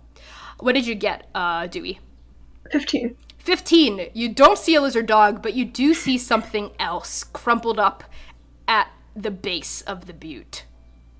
Perhaps 15 feet away from you. Can I see what it is? From where you are, you're not gonna get closer? With a 15, it looks like maybe, it's large. It doesn't seem to be alive or even a person or a beast, but it's kind of like crumpled up in like a little crumpled mound, let's say, and it's glimmering a little from the starlight. But it's Okay. tucked against the base. It looks like maybe an item or some sort of artifact. Okay, I want to go see. Let's Okay. go investigate. Dewey, you draw closer and you see what appears to be thin, pale skin with patterns of scales on one side lying on the ground. Roll nature for me. Manaya and V, the two of you reach the top of the butte, right? So there are obviously 4 faces to this butte because it's a cube. Why don't all of you just make a the 2 of you make a general perception check for me on the butte? And Oka, as you're recalling this information, you see Dewey stoop down and investigate the skin on the ground. And you also see Manaya and V looking around the butte. What do you do? Oka kind of is looking up at Manaya and V. Like, they check the sky, too. Like, it's just, like, kind of a roundabout way of, like, looking down at Dewey, you know? Sure. But they kind of, like, wander over behind Dewey, mostly because they're tracking their bedroll. Okay, sounds good. And as you do, Dewey, what did you get? 21. It's a reptile molt. With a 21, let's say that's a pretty spectacular check. Specifically, this is the reptile molt of, you've read about these in your studies, let's say, as a researcher. This is the molt of a drake, which is a small, wingless dragon. Small here is a relative term. They're probably about the size of a dog, maybe a little bit bigger, like a big dog. However, it should not be possible for drakes to exist. You know that drakes are created through a magical ritual a necessary ingredient is the scale of a real dragon. So this is supposed to be impossible because dragons are extinct. Does anyone here have expertise with dragons? You say as Oka approaches from behind. I mean, no. What is that? A magical creature related to a dragon? As the 2 of you puzzle over this skin, Manaya and V, what did you get for your investigation, for your perception checks? 24. Okay. V? Or 22. V didn't do. V got an 8. V, you're just looking around, right? You're feeling. Let's say you're like just doing a general. I'm a little winded. Sure. You're winded. You're looking around. Manaya, you see something interesting. First of all, the butte itself is set on a diagonal in relation to the road that you approached it from. And there are 4 faces of the butte because of that, right? There's the northwestern face, the northeastern face, the southwestern, and the southeastern face. And you see at the bottom of the mound, you can see this from your location at the top of the mound. You see at the bottom of the mound on the northeastern side of the butte, a toy ball. It appears to be made from a blown up pig's bladder, and it's lying discarded at the bottom of the mound on the northeastern side of the butte. Yeah, V, you don't notice this ball, but let's say maybe you're like holding on to the butte as you're catching your breath, and your hand smacks onto the northeastern side of the butte, and you touch something rugged on the butte wall, and as you look at it, you see a large carving of a smiling dragon curled around a tiefling with broken horns and a set of bagpipes underneath her arm. I don't think the good things are going to be. They either already happened or good things are not going to be happening here anytime soon. What makes you say that? Okay, you're calling up from the base. The symbols that we saw on that little coin thing, it's here with a tiefling that doesn't look too happy. With some... V and Manaya, roll religion on the tiefling. Tiefling's also carved out of the stone? Yeah, it's the carving is of a dragon curled around the tiefling. That one. Okay. Same. You both got What? Okay, Oka, Dewey, hurry your asses up. Not to like railroad you guys, but help him out, man. Oh, wait, no! Oh, it's an 11. I'm sorry, it's an 11. Okay, good. Okay, so Manaya, you don't know what's up with that. All you know is that the dragon's smiling. You don't know anything else. V with an 11. Okay, this is very common. Everyone would know this. So in the 8, a broken horned tiefling playing the bagpipes is a common depiction of Nectis. Again, is one half of Skad and Nectis, who are the gods of risk and reward. Once more, you would also know this, even with an 11, it's blasphemous to worship one lover over or apart from the other. They're always a couple in the 8. Yeah. And I'm going to be pointing this out to everybody if they're coming up here. Yeah. Oh, Oka's gonna harvest a little bit of that malt. So yeah, so you cut some of it off and put it in your pouch. Great, I like that. You cut it, it's very tough. It's like tough and sinewy. It's tougher than a snake molt or a monitor molt. Do monitors molt? We'll look that up later. I'm gonna rule that they do right now. No, they don't. Okay, never mind. I'm gonna rule that they don't. Thanks. And you cut off a bit of the skin and you put it in your pack. And you notice as you're cutting off the skin, there's kind of a coppery sheen to the scales. Huh. Saving that for later? Saving this for later. What do you know about this? I'm assuming the two of you are having this conversation as you're walking up the mound. Yeah. So in the literature I've read, according to the literature I've read, this shouldn't be possible, as it requires elements of dragons, and dragons are extinct, blah, blah, blah, blah, blah. But it's here. Mm-hmm. Interesting. So while Oka and Dewey, if you wish, as you're having this conversation, I'll allow you guys to roll history to see if you can recall more about the extinction of dragons. I will do such a thing. Okay, you can have it with advantage, right? Because you're trying to recall facts, and history is an intelligence roll, and you're a blood hunter. Sure. I'll allow that. That's already pretty good. 14. Okay. Oka? 21. Okay. I'm really wrong. Dewey, you know that dragons became extinct after a well-documented event known as the 1,000-Year War, which was a cataclysmic conflict. I just spat all over my monitor. Between dragons and giants, which are two of Andake's most ancient peoples, but both are extinct now. Dragons and giants don't exist anymore. Oka, you know about the 1,000-Year War, and you know that dragons aren't seen as, they're not gods, right? But they are, or were, very powerful, oh yay, thanks for hosting us. They are very powerful, long-lived, albeit mortal beings. You know, don't want to sound like too much of a heretic right off the bat, but it is not without the realm of possibility that an egg might have come unscathed these last couple thousand years. That's an interesting theory. And as you propose it to Dewey, the two of you crest the mound and you reach the carving that Manaya and V are currently standing in front of. Oh, that's really bad luck. That's really bad luck, actually. This is not good. Oh. I don't believe in bad luck, but what makes you think that? It's just Nectus. Oh. We've got Scod. There's no, this is, you know, not to be more of a heretic, but this is a little bit more of a heretic moment. Hee hee. Should we continue on? Yeah, I was wondering if there's anything else, tracks or anything. I am going to point out.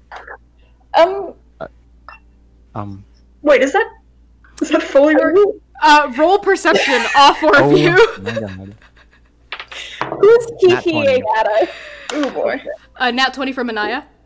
Okay, V. 13. 13, Dewey. 6. 6, and Oka 2. Oka and Dewey, you don't know where this hee-heeing is coming from. It's a little scary, actually. A sudden high-pitched laughter coming from nowhere near you, or you don't know where.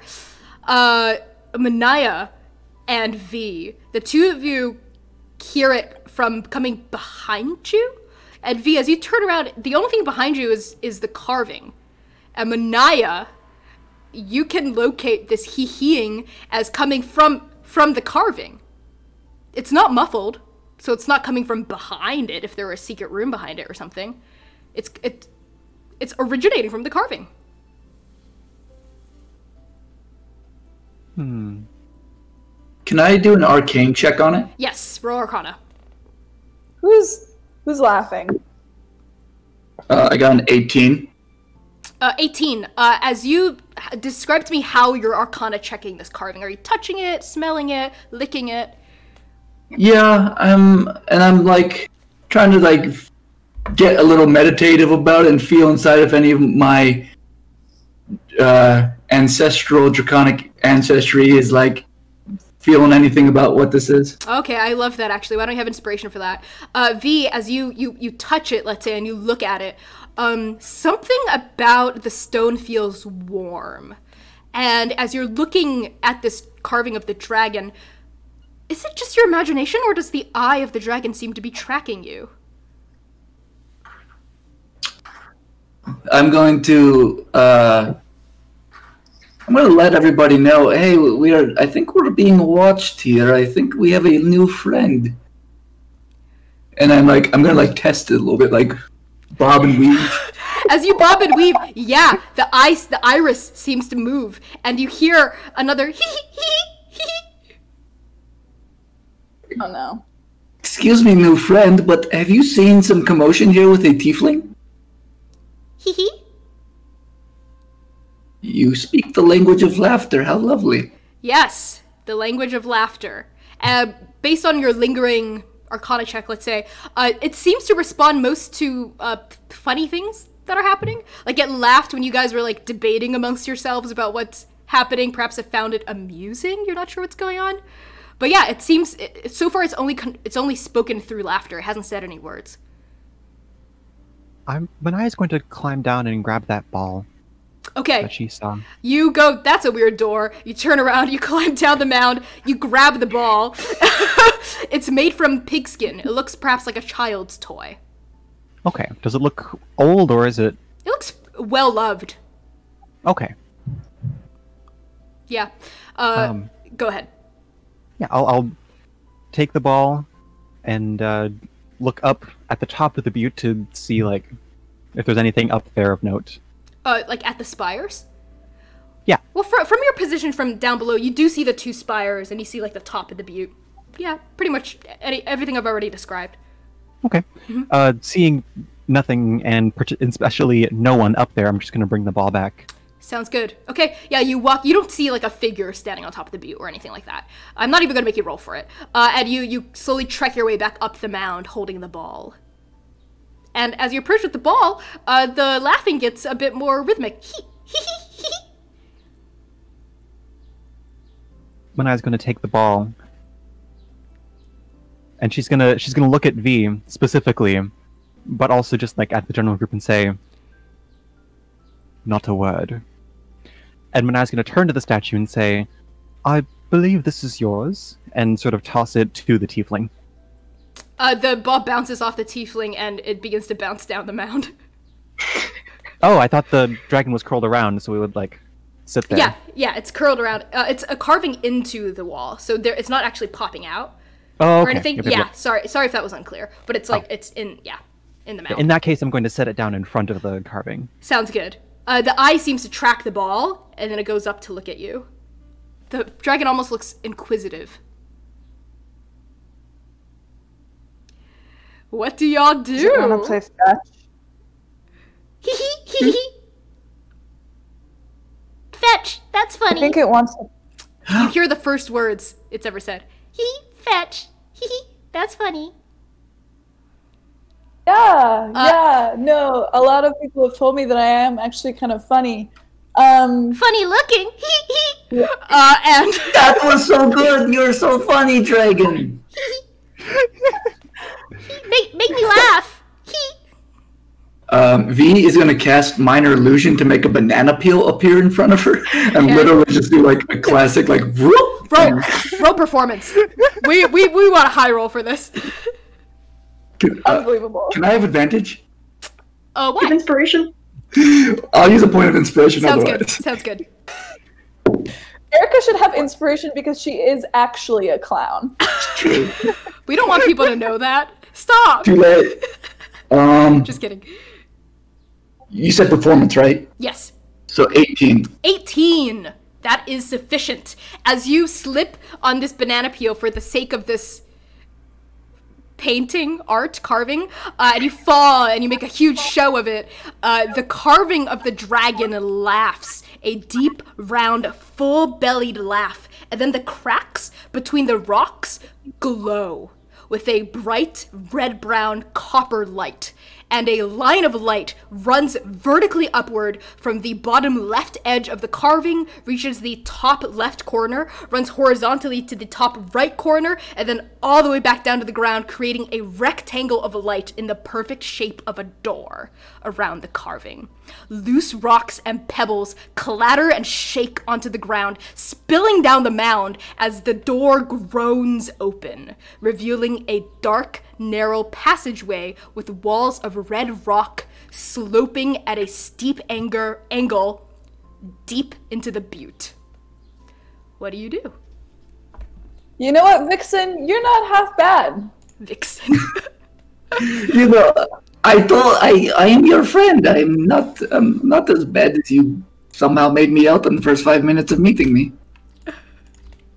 Howdy, Vince. Manaya raises an eyebrow at Vixen, and then turns to the rest of the party and says, "Well, shall we?" And starts walking towards the entrance. Might be wise to take some precautions. There's something happening here that's doesn't sit well, and I'm sure it doesn't sit well with the 8 either. So, with that ominous warning in mind from Oka, the 4 of you are going to go down this passageway? Yep. Alright, what's your marching order? I'm first. Okay. I guess, I'm behind Manaya. Okay. Okay, so I'll be behind Dewey. Okay. So it's Okay, can do last. Manaya, Dewey, V, and Oka. Sounds good. So even without entering the tunnel, you can tell that the passageway is about 5 feet wide and 10 feet tall.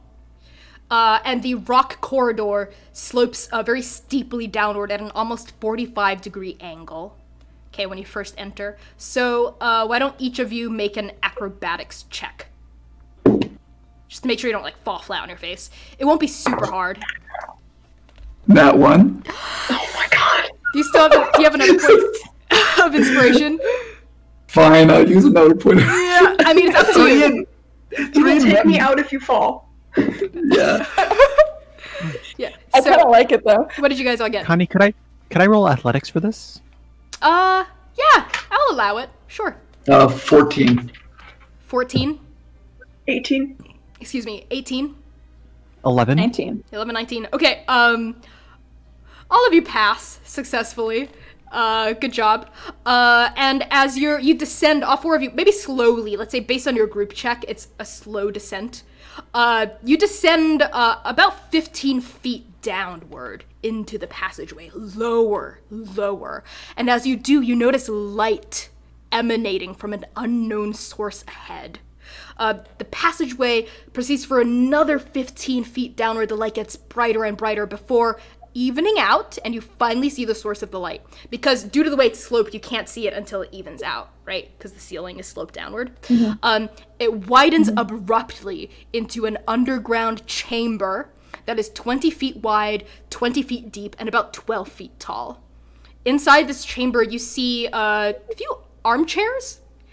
You see a sofa, a couple tables, as well as quite a few bookshelves filled with books lining the walls. Also hanging from the walls are paintings of various dragons. Gold, silver, bronze, brass, and most of all, copper. A very beautiful tapestry hangs above a crackling fireplace, depicting all 5 kinds of these dragons within its intricately woven threads. And in addition to the entrance, Manaya, that you stand out with Dewey behind you, there are 2 other doorways, okay? One is wedged between a bookshelf and an armchair, and one is next to the fireplace. Curtains made of cured leather and cloth hang in front of both of these doorways, obscuring the rooms beyond them. And finally, sleeping on top of a bearskin rug in front of the fire, 15 feet away or so from the four of you, are two creatures about the size of very large dogs that look like a cross between a dog and a lizard. These creatures are roughly the shape of a muscular mastiff, but they have tough copper scales, long, spiny tails, and sharp claws. One of them appears to be in the middle of molting. They're asleep right now. Both of them have collars on. What do you do? Woof. You whisper woof? No. Think carefully. No. I do not whisper woof. Manaya, since you're at the front, I'll give you a priority on what you decide to do. You're muted. Sorry. No worries. Thank you. Well, they're sleeping and look dangerous. And as much as I would love to have a combat encounter in this session, I don't want to mess up the beautiful bookcases. So I'm going to turn to the rest of the party.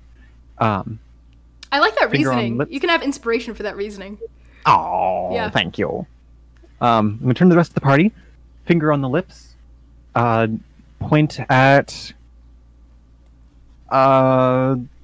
Okay, V technically would be the most stealthy out of us, but also fell on a cactus. I didn't fall on it. I fell Yeah, almost point onto at- it.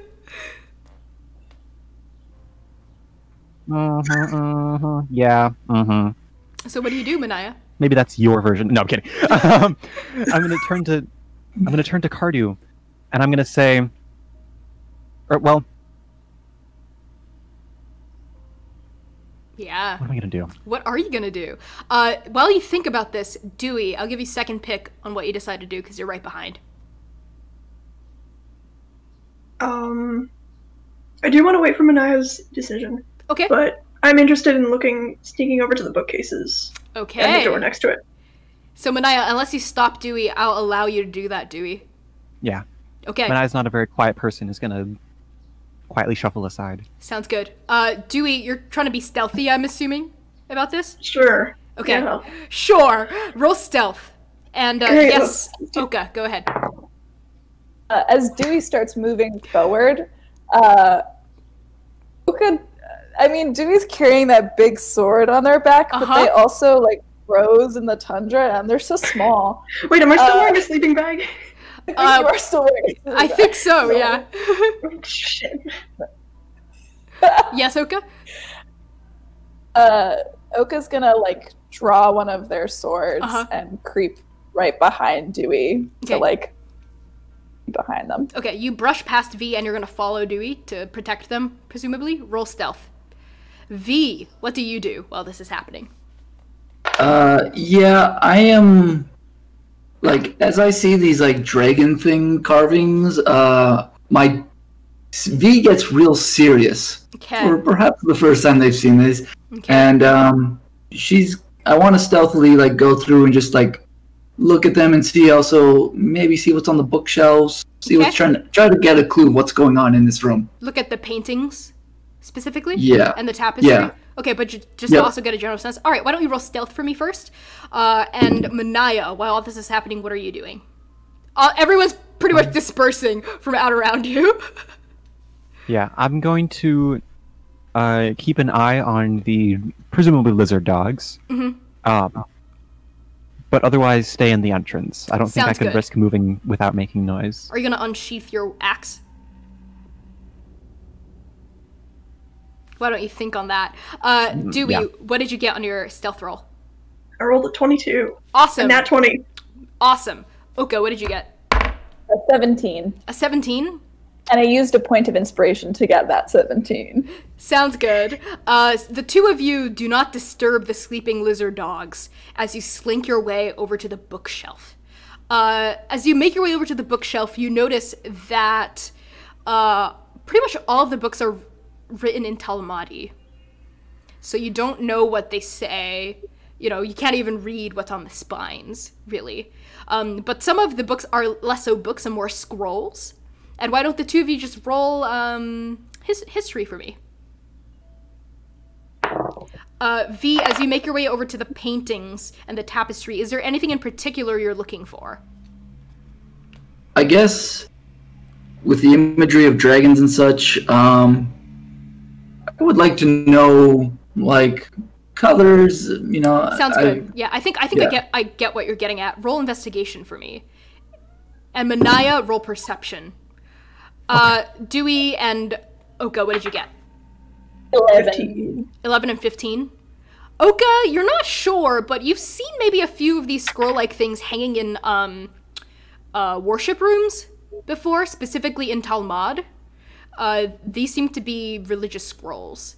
And Dewey, you can confirm this based on your studies of the religions of Talmud, specifically worshipping Yutabathi. These scrolls look very like they probably contain prayers, like they're like prayer scrolls.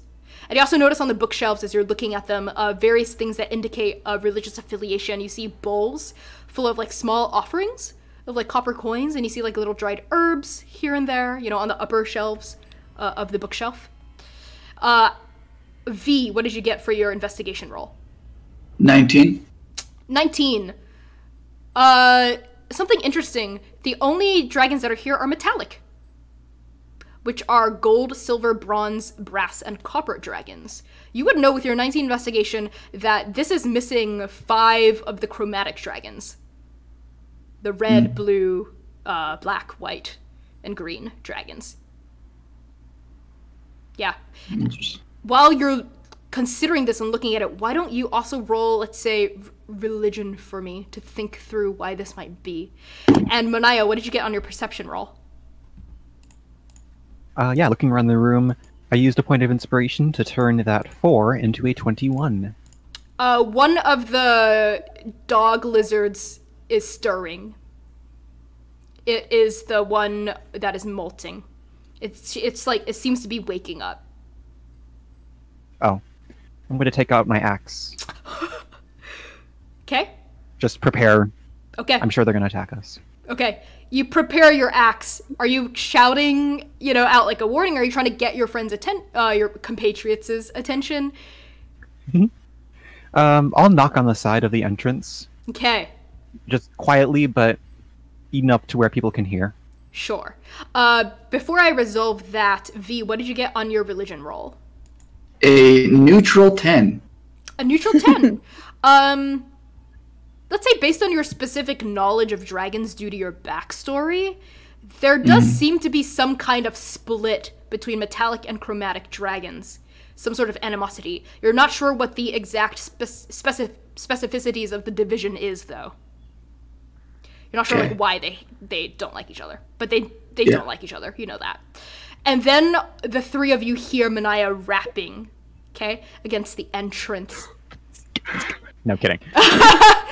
And then all 4 of you see the molting lizard dog get up, open its eyes blearily, lick its chops, revealing sharp fangs. Its eyes settle on you first, Manaya, and its tongue lolls out of the side of its mouth, and it goes, oh! And it trots over to you. Are you gonna attack it? If it's just trotting, I guess not. It trots over to you and it sniffs you. It, like, sniffs your like your boots, your crotch, sniffs all the way up to your, and it gets up on its hind legs and tries to put its front paws on your chest and lick your face. Hey, down! I'm going to... Oh my god. Manaya's going to stumble back a little bit and be like, oh, yes, of course, and start petting it. Okay, Manaya, roll animal handling, and Oka, as you hiss, as you go down at this lizard dog, you wake the other one, which goes, and it gets up and trots over to you, Oka. Sit. Roll animal handling. Manaya, what did you get? 17. The puppy gets down and it sits and it looks at you expectantly. Oka, what did you get? I got a 6. The lizard dog ignores you. It immediately gets up on you and starts licking and nosing at you for treats. Dewey looks on in terror. And Dewey, why don't you make a perception check for me right now? Because you're by the bookcase, right? Yes. Which is close 22. to the fireplace. Okay, you smell something. You smell the savory smell of bubbling beef stew drifting in and greeting your nose from somewhere deeper within this butte. It seems to be coming from the door by the fireplace. The entryway, let's say, by the fireplace. Okay. On top of sitting by you, Manaya, this puppy tilts its head and looks at you expectantly. And Oka, this dog finally is bored of getting on you, and it gets back down. And as it does, you see a flash of a name tag on its collar, in common, that denotes its name as Milo. Milo. Milo. Does that mean anything to me? It's just a name, probably. It doesn't ring a bell immediately. And this other dog, Manaya, you see a tag that says Milo. Milo and Milo. Milo and Milo. Manaya's going to take a knee, basically, take out some jerky from her rations, and offer it with one hand and pet with the other. Sounds good. Oh, that's so cute. Yeah, this lizard dog snaps it up. Dewey, these are presumably the drakes. You've seen drawings of drakes in your books before. These look almost exactly like them. Yeah, these are the drakes. It's clear now, as one is eating jerky provided by Manaya. You are seeing a living relic. You are seeing something that should not exist, eating jerky out of Manaya's hand. And it's snapping it up. It swallows it and it looks expectantly at you for more. The other dog, Drake, has lost interest in Oka and is wandering over to Manaya for treats. V, what do you do?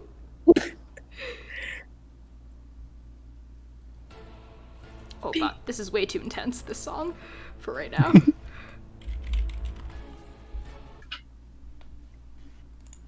It's fine if you don't have anything to do, V. Oh, I would like to look around for anything of value. Okay, before you Classic. do that, and all of you are sort of like dealing with these very friendly drakes, all of you hear a scream. Oh boy. A sort of Yeah. blood-curdling scream of pain and terror. Coming from the same direction where Dewey, you smelled the stew. Ooh. And guess At this, what's Manaya's happening? going to stand completely up. Okay? At the scream, Yeah, Oka's going for the it. drakes also stand at attention and they turn. Oka's booking it through the door. Yeah, Okay. I point at the door. Okay, are Manaya's all of going you... to toss another piece of jerky at Milo, specifically, Okay, and run through with her axe at the ready. sounds good. And V, you're also running, or are you trying to grab something before you run? I'm gonna look around, just damn it, and follow. Saved by the bell. Okay, the four of you, accompanied by the drakes, run through this door, and as you step beyond the curtain, your eyes fall upon what appears to be a large kitchen, about 30 feet across and 30 feet deep. And there are 3 wood stoves in this kitchen. 2 of them are out, and the third is smoldering, with a large pot of beef stew bubbling on top. Dried herbs hang from wooden beams strung low above your heads, and a wooden step stool is pushed up against the side of a deep metal basin filled with steaming water and bloodied rags. Lining the circular rock walls of this chamber are 7 more entrances. 3 to your left, 3 to your right, and 1 directly across the kitchen from you, right next to the basin. All 7 of these curtains are shielded by... all 7 of these entrances are shielded by curtains. The curtain of the entrance directly across from the kitchen from you is made of cured leather and cloth, just like the one you stepped through. What do you do? Is there anyone in here? Nope. As the four of you take this in, the drakes are immediately, they start to bark, and they run immediately for the door directly across from you. And they disappear past. I'll follow them. Yep, follow them. Okay, you walk right past these other curtains and these entrances, and you go right through this entranceway.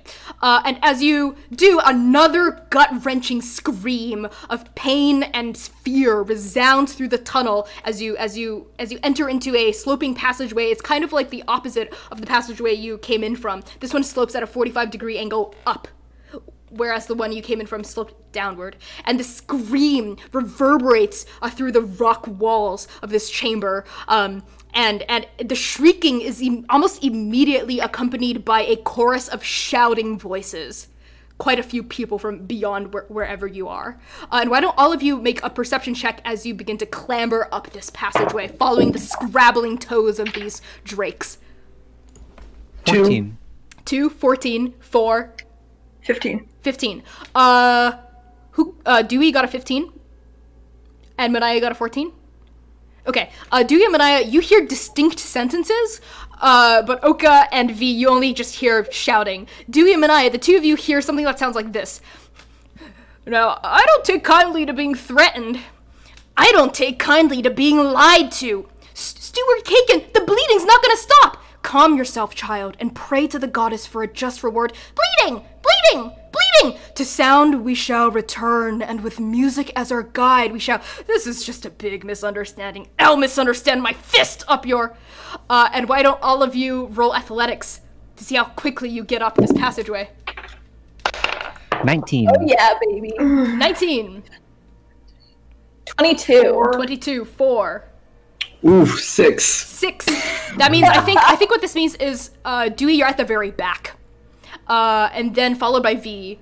Who got the higher one? Oka, right? Oka, you lead the charge with Manaya close on your tail as another soul-splitting shriek cuts through the cacophony of voices, making their words even more jumbled and now impossible to decipher. And at the summit of this sloping corridor that you finally enter out into, the ground levels out, widening into a, Oka, you see this first, magnificent chamber lit by torches mounted in sconces around its entire perimeter. This chamber is 50 feet deep, 50 feet wide, with vaulted stone ceilings that soar 20 feet into the air. An intricate, colorful mural is carved all around the wall, depicting a 15-foot-tall tiefling goddess, Nectis, with broken black horns and lilac skin, playing a set of bagpipes. I seem to be hearing myself double. Is anyone else hearing that? Yeah. Okay, I'm just gonna keep talking and hope it resolves itself. The music flowing out of this tiefling's bagpipes births 5 dragons. A gold one, a silver one, a brass one, a bronze one, and finally, elevated above the rest, a copper dragon, smiling down upon a well-attended shrine at the far end of this chamber. And this shrine, which is directly across from you, Oka, and everyone else, has opulent offerings of coins, jewels, and treasures upon it, worth, V, at a quick glance, anywhere from between 1,000 to 2,000 gold pieces in total. It is an opulent shrine, just completely decked out. And finally, elevated in the middle of this chamber is a 15-foot wide circular stone dais bearing a steel basin filled with water. A copper dragonborn woman sits inside the basin, naked, screaming and splashing, and surrounded by 6 other people. 2 of them are teenagers. An extremely anxious halfling girl and a rather manic Kenku boy, both of them holding armfuls of clean towels as they kneel beside the woman in the bathtub. The remaining 4 people are adults. An older Firbolg man with his hand on the halfling girl's shoulder, coaching her through what appears to be a panic attack. A human with a shaved head and draconic tattoos on their exposed scalp, murmuring a sutra while rubbing prayer beads. And finally, a handsome half-elf woman with short black hair, shaking the straps of a tiefling man's overalls. Everyone is screaming It's utter pandemonium. The drakes rush forward. No one seems to have noticed any of you yet. What do you do? Oka, you have priority. I yell for the dogs to heel. Heel! Stop! Sit! Roll charisma. Roll intimidation. Oh! Shit! Okay, that's not my That's your strong dump suit. stat. Yeah, I know. Oh no. What'd you get?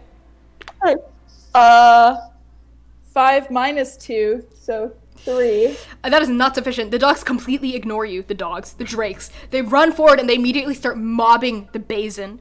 And as they do, the older Feuerbulg man lifts his hand from the halfling girl's shoulder, turns around and says, "Oh, Milo and Milo, who let you out from the... Hi. Sees you. Okay. Oka's gonna, like, twirl their sword a little bit. Okay.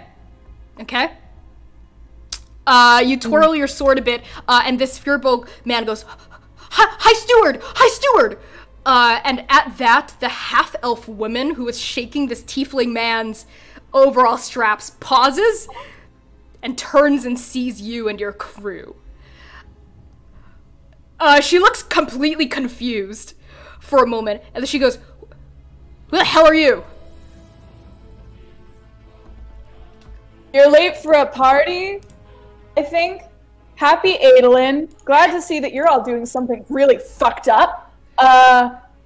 Telepathy? Yes, that's me! That's you? Yes, says the tiefling.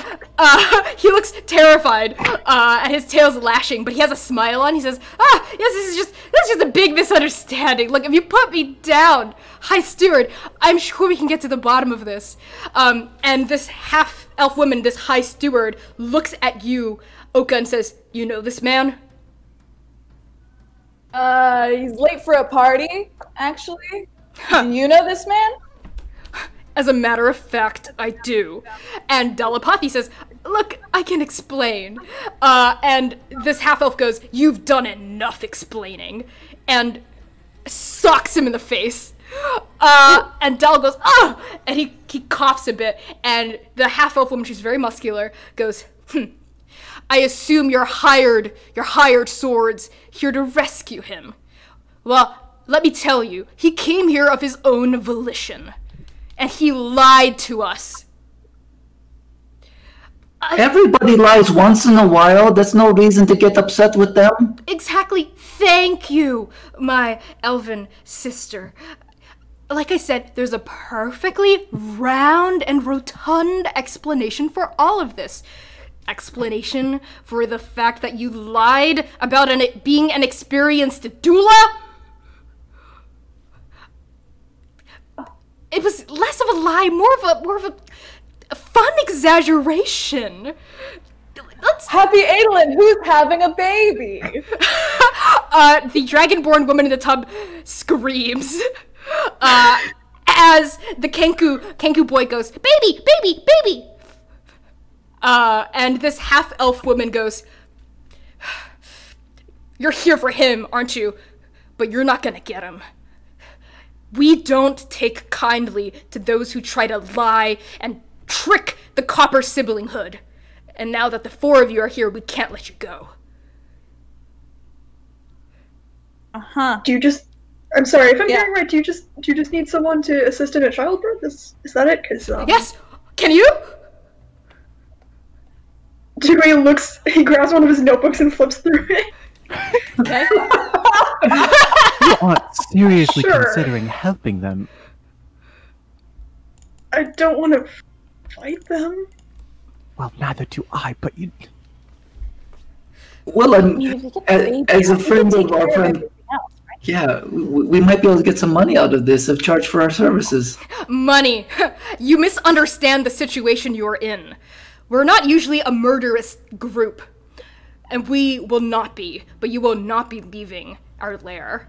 Once you've learned of who we are, you've learned of... I don't even know how you made your way past the Guardian. But what... Now that you've It's on a seen... banana peel. Very funny. You know, usually I appreciate such japes and jokes, but my wife is giving birth, and it's a complicated birth, and I'm very stressed out. says this woman, this high steward. Says, I'm sorry, I can't let you leave. I'll help with birth. I'm gonna, yeah. I have experience with this. Yeah, let's do it. Let's make this happen. How? Have any of you assisted in giving a birth before? This is Connie asking. I mean, as being no. As the four of you sort of look at each other at this scene of chaos. Yes, Oka. I think maybe Oka actually has. Okay. I can text you a reason. Okay, that sounds good. Yeah, why don't you text me a reason? While this is happening, why don't all of you just make a general perception check for me? Does anyone have medicine as a skill? 17. 21. 17, 21, 16. 16. Sorry, Okay. I was busy texting. 17. 19, actually, sorry. 19? Cool. I just got your reason, and I'm okay with that. Cool. All of you sort of, are you guys gonna, like, slowly approach? This half-elf woman goes, if you know how to assist in giving birth, perhaps we can work out some sort of agreement. This child needs to be born. Well, how much does it value to you? How much do you value your own life? Answer me that, elf. Life for a life. At least 5,000 gold pieces. 5,000 gold. Fine. 5,000 gold, then. If you protect my wife and help ensure the safe delivery of this child, I will give you 5,000 gold. That's all the reason I need. Let's go, Cardu. Okay, Great. the four of you walk forward, right? You approach the basin, and the other people, they sort of look at you like they're murmuring amongst themselves. The halfling girl goes, "Are you? Sorry, I just need a minute." She turns around, and the Firbolg like strokes her on the back, and the Kenku boy goes, "Birth, birth, birth!" And as you know, the four of you like get up to the basin, this dragonborn woman goes, "Ugh." Finally, she speaks in a way that isn't just screaming. She says, "One way or another, this child is coming out of me, and it can't be stopped. It's destiny. And based on your perception rolls from earlier, all four of you feel the ground shake." Oh, no. As we're walking towards there, I'm gonna turn to Dewey. Okay? Manai's gonna turn to Dewey and say, to the rest of the party and say, will one of you go grab Doll as I This is our ransom. You help ensure the safe delivery of my child, and we'll let him have you. But until then, and the half-elf woman just sort of holds him up with one arm. Dal goes, "Whoa, whoa!" You know, usually I enjoy being in the air, but this is something else. While that's happening, I'm going to go to the halfling teenager. That's having the panic attack. Okay. And aid in calming her down. Okay. Guiding her through it. What are the rest of you doing? I'll give you each like a quick response to the shaking of the earth before something else happens. I think Oka was walking forward, but they're gonna stop a Okay. few feet away from the dais when the ground starts shaking. Okay. Sounds good. Dewey? Dewey instinctually leaps over to the side of the teenage girl to protect her. Sounds good. V? Yeah, I am going to. V is going to look around for any potential cause and just like, I think freeze for like just a second to like scope the place out before going to the woman giving the birth. Excuse me. Sounds good. And as you approach the woman by the basin, Oka, you're standing at the very back. You're very on guard. Manaya and Dewey, the two of you are already at the basin. When the shaking intensifies, okay? Loose clumps of earth break away from the ceiling, cascading onto the floor in thick plumes of dust and rock. And then a loud and extremely loud, incessant snapping noise resounds from everywhere and nowhere at once. a sound like piano strings being slashed by hedge trimmers, or the tendons of a giant being gutted with a saw made of bone, or sutured skin popping. It is a horrible, horrible musical noise. I'll give you like a quick beat to react. You said there was another small child here? Yeah, the Kenku boy. Yeah, I'm scooping them both up and like... Ah! Noise! Loud! Loud! What is... Loud! And they're under me, and I'm sheltering them from the falling rocks. Sounds good. Anyone else? Just a quick one-beat response. I'm gonna cast Mage Hand. Oh, sorry. Go, Max. Go ahead. Okay, I'm gonna cast Mage Hand and just like try to, if anything falls over the woman giving birth, like just swat it. Try to swat it away. It's probably not strong enough to like stop a rock, but strong enough to like just protect and like push it off into a different direction. Sounds good. Dewey? Yeah, I'm gonna spread my wings and cover over as far up on Manaya and the kids as I can. Sounds good. And Oka? I think Oka's frozen to the spot. I don't think they do anything. Sounds good. But Great. they can't do anything. I love all of these responses. And as each of you sort of like, V, you cast Mage Hand, Manaya, you protect people, Dewey, you're like, ah, and Oka, you're like, ah. And as this quaking and the snapping noise grows more and more violent, right? Stones litter from the ceiling, clattering against the metal birthing basin, a few rocks even splashing into the bloody water. But V, your mage hand is dexterous and it helps with shielding this dragonborn woman. And the Fearbog man lets out a cry of alarm, flinging his body over the basin, shielding this woman from further damage. And behind the basin, the coins and gems atop the shrine spill onto the floor as a crack split the colorful mural on the wall, and the basin rattles against the dais, threatening to topple onto its side.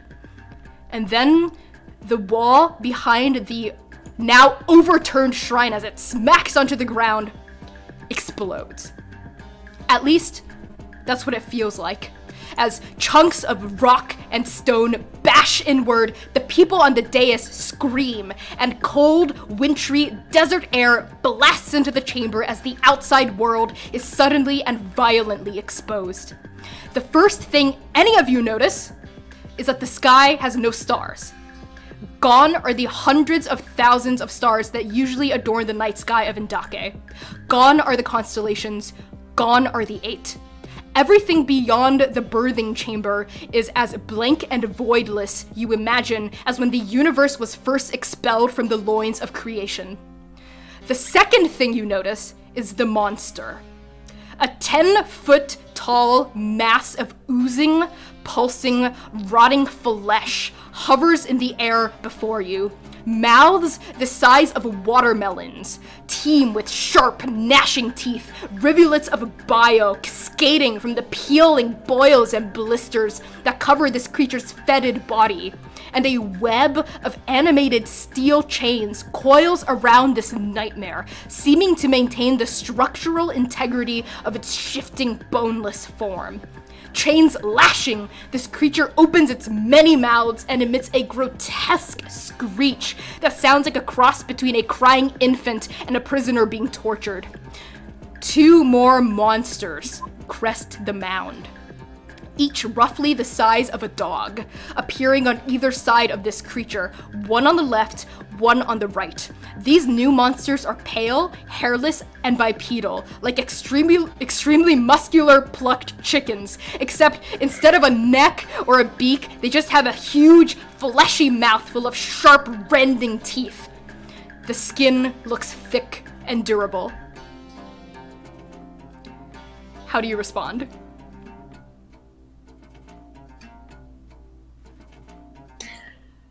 Oka starts muttering. I think they're like, all of their muscles go tight. Okay. Like, definitely bad luck. Definitely bad luck. This is really bad luck. And now, this is gonna be really bad luck. yes, Manaya. Manai's going to continue to shelter the children, turning them away from the things that just appeared, and just like whispering, "Don't look, look at me. Okay. I'm here for you." And glancing over at seeing Oka frozen, Manai is going to sort of cover their ears and yell like with a loud ship deckhand's voice to be heard over the waves. And I'm going to say, "Oka, Okay. get your shit together. Get your weapons ready. We have children to protect." Roll initiative. It looks at their. Okay, great. And then we're going to take a break. But first I want to get your initiative numbers down. Oh, bitch on a bitch. 5. 9. Okay, V 6. 5, Oka 9, Dewey 6. Jesus. Okay, Manaya? 13. Okay. Poor performance all around. But yeah, let's take a break, another maybe 10 to 15 minute break, and then when we're back, it'll be the final battle, and we're gonna conclude our pilot episode. Yeah, so everyone, why don't you just hit that mute button? I'm gonna transition us to Be Right Back room. Thanks for watching, y'all. Welcome back, everybody. Hello, hello, Hey. hello. Yay. Hello. It's so excited for this flesh baby battle chain sequence. It's about to be lit. But before we get started, just a quick shout out to Ben and Dan in the chat for pointing out that monitors do indeed shed, so I was correct.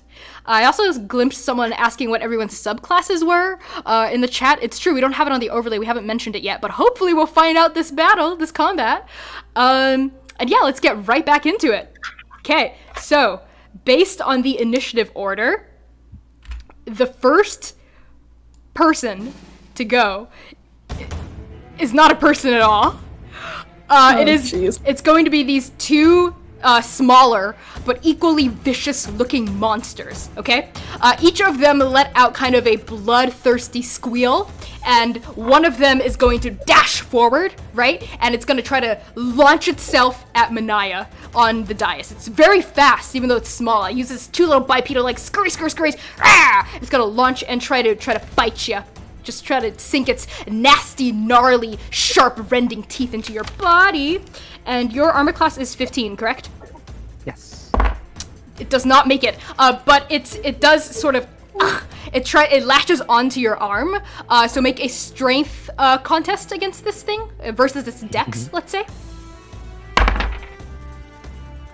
10. That is not sufficient. It remains latched onto your arm, and you will take damage at the top of your turn from I'm it. gonna actually use inspiration to reroll that. That was Okay. a low roll. Yeah, sounds good. I have my last inspiration for now. Okay, 18. That is just sufficient. You are able to cast this tiny little horrific chicken monster off of your body, and it leaps back down onto the ground and lets out a ah! I can't really do a menacing monster voice, so just pretend that was scary. And the next thing to go is going to be its compatriot, the other featherless biped creature with huge gnashing teeth. It's gonna leap and try to attack V in the same way, because V is closest. And V, your armor class is a 16, correct? Yep. It does not hit, but the same thing happens. It tries to latch on. Why don't you make a strength versus its dex? Damn it. 16. That is sufficient. You also manage to shake it off, and both of these little creatures sort of leer up at you. They're very close to the basin, and you see the Kenku go, ah! It can hear, even though his eyes are being shielded by your strong arms, Manaya, this Kenku can hear these creatures snarling, desirous of your flesh, let's say. And next up is going to be something else entirely, because y'all did not roll very well on initiative. Oka.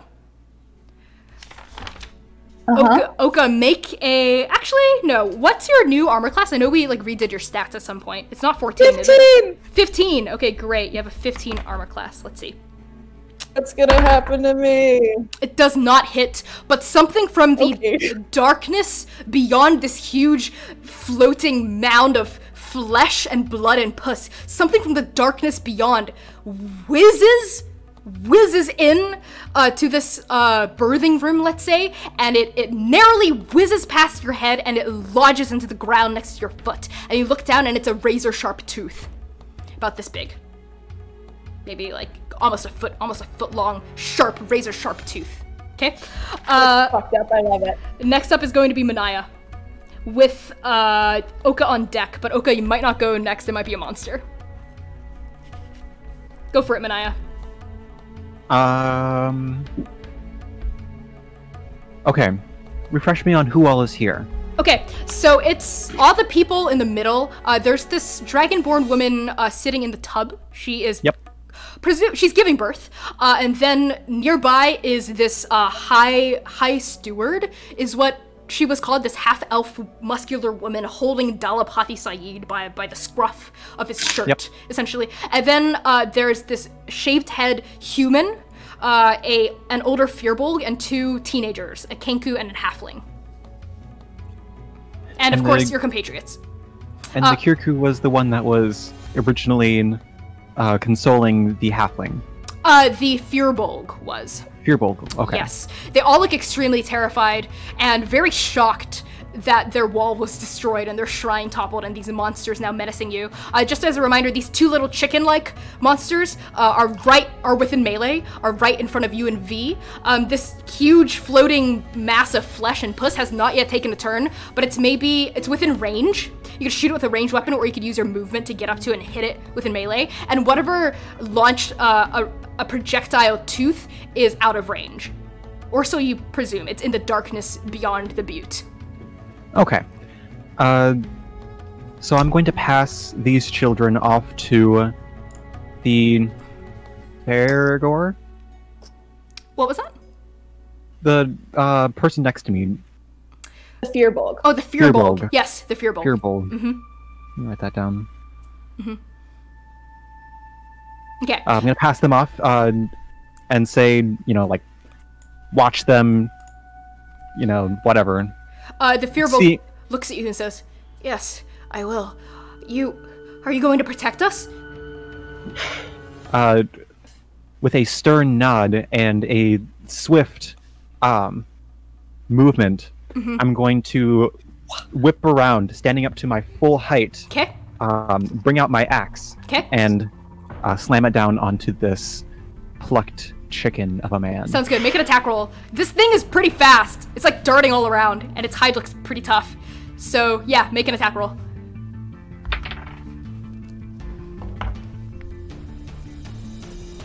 14. That is Oh, not that's sufficient. 13. That won't quite Okay. hit. Yeah. Do you have inspiration? Not anymore. Okay. I think what this means, however, though, as you slam the axe down, it like darts off to the side, it skitters off to the side, but it seems to be rather intimidated by your huge axe. It doesn't seem very keen on biting you anymore, and it turns its beady little like pure black gaze upon V.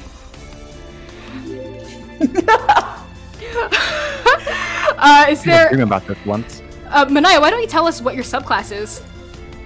So I'm a fighter with the subclass of Brute, I think from Unearthed Arcana. Sounds good. So how does that flavor? Maybe let's say the axe slams into the ground and it cracks it. And it's like momentarily lodged into the earth and you have to struggle a bit to pull it back out. But the effort to pull it out is not as much as one would expect as your muscles bulge from underneath your trench coat, let's say. Do you get another attack yet? No. Okay, so that's your turn? Sounds good. Next up, we are going to pass it on to that V, you're on deck. After V is going to be Oka, but before V, it's going to be that huge thing made of flesh and chains. Okay? This thing is going to use its turn, let's see, to just sort of float slowly until it's about like halfway into the entrance. And it's within like 15 feet or so of you, Manaya, and you, V. And I need the two of you, as well as the Firbolg, to make a Constitution saving throw for me. Why does it smell bad? 13. 13? 11. 11. 11. Okay. V, that is not quite enough to cut it, but Manaya it is, and the Firbolg also made his save. Manaya and the Firbolg, both of you feel like this strange, like, it's not stench, even though as it gets closer it does smell bad, but it's this weird, like, shuddering sensation in your body, like, you know, like when you have, like, when your limb falls asleep and it gets all staticky? It's like a ripple of that going all the way down to your toes. It's very uncomfortable, and V, as this ripple goes down your body, roll a D100 for me. Let me grab dice here. Where's... There are 100 different things that can happen to you right now. Great. If you don't find it, I can roll it for you if you want. 87. 87. As this rippling sensation travels feet up for you. And it stops at your ears, and all of you see as your ears pulse. They get longer than they are already. They grow feathers and they become wings as your flesh is warped by the presence of this creature, and you now have a flying speed of 5 feet.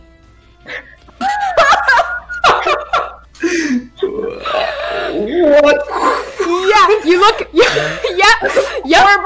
Wait, Someone's gonna have Someone's to change. turned their ears into feathers. Yep. Someone's gonna have to redo their fan art. And and now this creature is going to just spray. It's gonna open all of its mouths and its very pussy, you know, lesions on its body, and it's gonna spray bile. Just gonna spray. Pussy.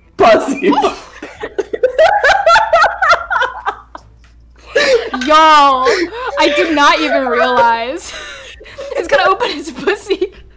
It's gonna spray bile. So V and Manaya, I need y'all to make a dexterity saving throw. Oh god. Okay. Oh, I can't with you anymore. The human 18. 18, go ahead. 20. 18 and 20. Unnatural 20. Okay, that is both sufficient. You are going to take half damage. The two of you are going to take, oh boy, my lord, 3, 4, so 4 points of acid damage as you dive out of the way, but some of the acid like splashes onto your clothes and singes you.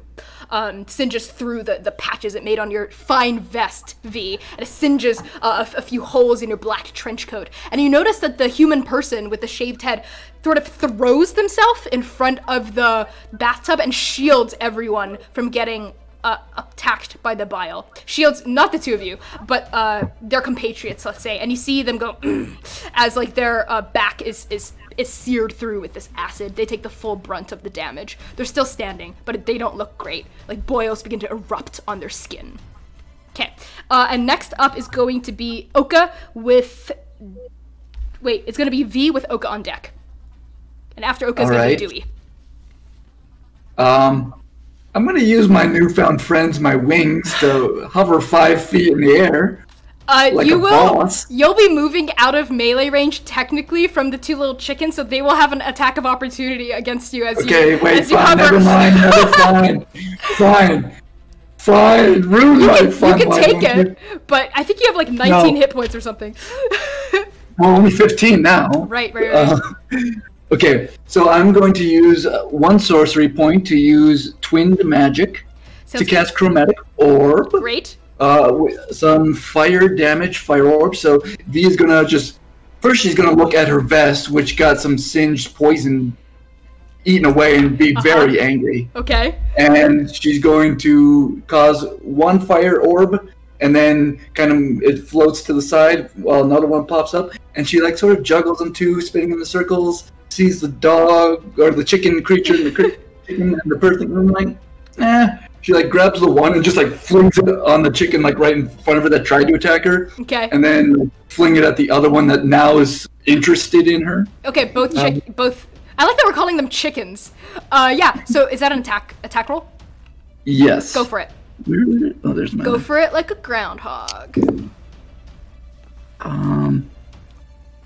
Did you just get it, Max? They're pretty wily. 12 and 18. One misses, one hits. Okay, so I would like to hit the one like right. Like how Right am I at gonna your miss feet? that one? Sounds good. Yeah. So let's say let's resolve the one that hits first. So why don't you roll damage? I did this at a level 1 spell slot, so it's 3d8. What are you? Thank you for the Sorry, I'm using follow. one of my dice that's really hard to watch. 13 points of damage, fire damage. Damn. Okay. I have to do some math here.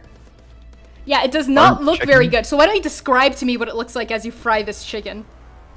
Yeah, I'm just gonna like right in the head, and it's just gonna like sizzle up into a giant cacophony of flames over its face, and you just like hear terrible screaming sounds. It almost looks like Scorpion from Mortal Kombat when they ripped off the face. Ugh. Okay. Yeah, very descriptive. And then slowly but surely it extinguishes and leaves just like charred damage. Sounds good.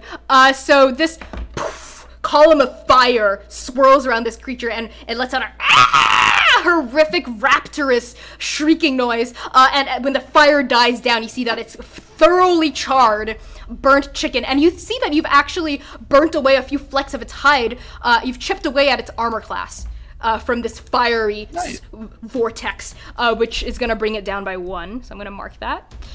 The other creature, the one that just took an interest in you and was attacking Manaya first, let's say, very keenly dodges, darts out of the way of your chromatic fire orb. But let's say because it was very close to hitting his armor class, the fire momentarily sparks and forms like a line in front of it, and it jumps backward, and it becomes a bit dazed from this wall of flame, and it's gonna take a -2 penalty to its next attack roll from these flames. Was that one not within melee range of me? It is. Yeah, it is. So if it jumps backwards, is there an opportunity for attack there? Okay, I will either let you. Okay, I'll allow it. I'll allow you to take your reaction to make an opportunity attack, but that means I'm not gonna also give it a -2 penalty. In that case. So never mind. I'll leave it that then. That's Sounds fine. good. I'm happy with that. Great. Is that your turn? Yep. Next is Oko. Oh, and then yeah, never mind. Yep, my turn. Great. Sounds good. You're gonna stay in place. Next is Oko with Dewey on deck. Oka is gonna kind of snap out of their reprieve, jostled by Manaya's shout, and then by her axe cleaving down into the ground. And Oka is gonna start shouting, mostly to the people who are just kind of like on the dais. They're gonna shout like, "What the hell do you think you're doing? Get the fuck out of here!" Okay. To try to like get people to start running because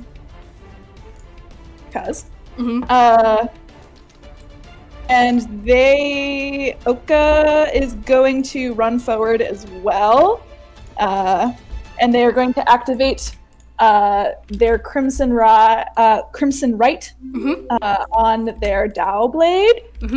And kind of taking it out of their sheath and letting it draw kind of like across their hip as they take it out, and they'll take 2 points of damage there. Sounds good. Why don't you tell us about what Oka's subclass is? So Connie went ahead and made me a homebrew subclass for the Blood Hunter class because I didn't really like any of the other ones. They didn't feel Monster Hunter-y enough. So their subclass is a what did we call it? A bonded bloodletting. Bonded bloodletting. Yeah. Bonded bloodletting. So with that in mind, and V, do you want to tell us a little bit about your subclass? I realized we forgot to mention it. I don't have a subclass, or like you mean within the sorcerer? Yeah. I'm of draconic ancestry. That's where Yes. my magic comes from. Yep, draconic Sorry. ancestry. Yep. And Oka, all right, what do you do? Oka's they're gonna keep their sword out, but they're also gonna go into their pack and grab a piece of the jerky. And as they're like running forward, like up onto the dais, they're gonna whistle, trying to get Nilo and Milo's attention. Milo and Milo. Yes. Okay. The dogs. Okay. And they're gonna like, come on, get. And they're gonna throw the jerky at the chickens, like at the chicken. To try to goad the drakes into attacking the chicken. Sounds good. So that you're going to use your turn to try to make the drakes do your bidding for you as you run up to the basin. Will it take my turn? If it's successful and they attack in your stead, yes. Okay. I'm fine with that. See if it's successful first. Okay, so why don't you roll like an animal handling check for me? With advantage, let's say, because you're using jerky. They did respond well to jerky. Okay.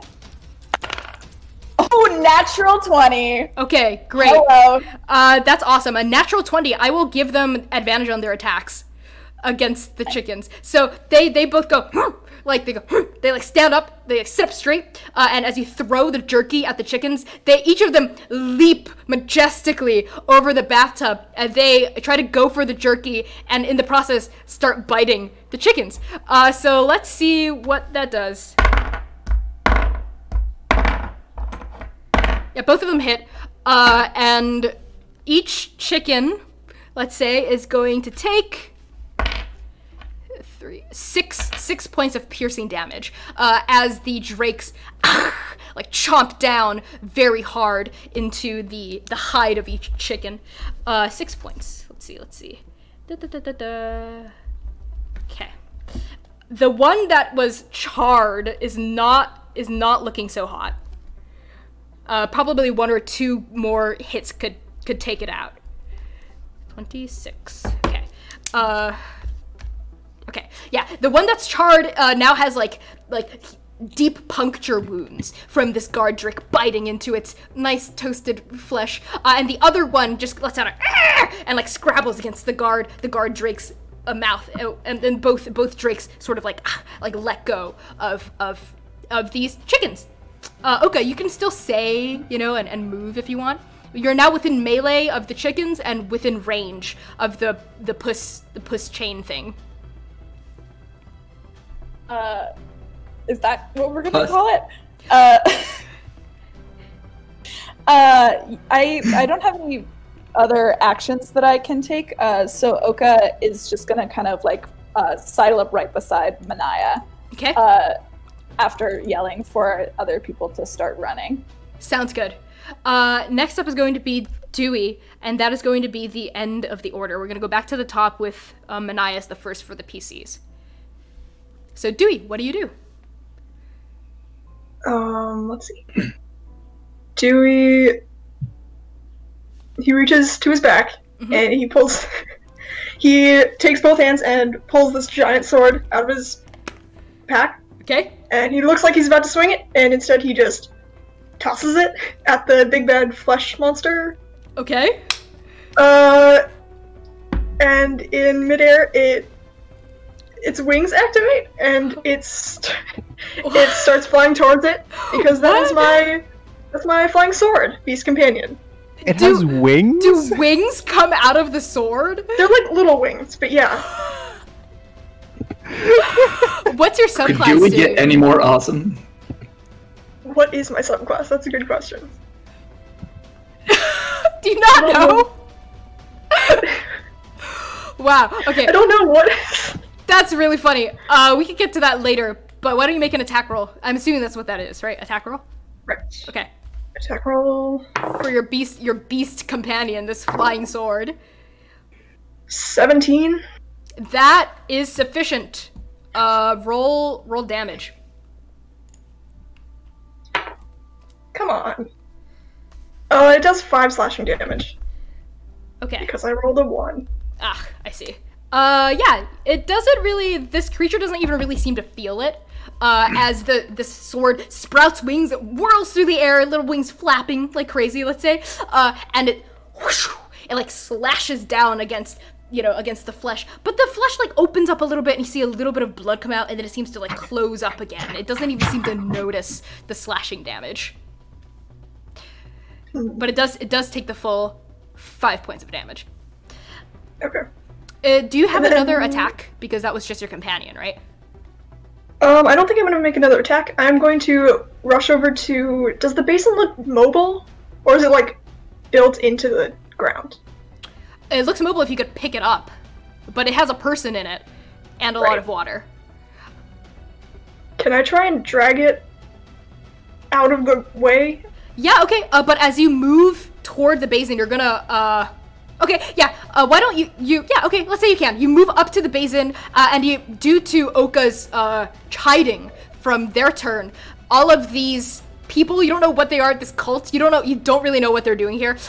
They all sort of look at you, Dewey, and they seem to get the same idea. And this human, monk person, who has, like the acid splash marks across their back. They also start to pick up the basin, and so does the Firbolg, and so do the 2 children. They all of you working together, including you, Dewey. Dewey, why don't you roll strength with advantage? You're being helped by all of these people. Good. DC is also lowered. 16. That's sufficient. Dewey, you, and with everyone's help, pick it up. The person that seems to be in charge of these people, this half-elf woman, she's still holding Doll, by the overalls, looks down and says, "Good idea. Yeah, let's get my wife out of here." And says, "I would help, but I don't want this bugger getting away." And Doll goes, hey, look, man, there's people, monsters here that I've never seen before trying to eat us. Would you blame me for wanting to get away? And you, the 2, all of you working together are able to bring the basin to the bottom of the pedestal, let's say, and you're now like halfway toward the entrance by the end of your turn. Okay? You're in range, but out of melee of most of these creatures in this room. How far away am I?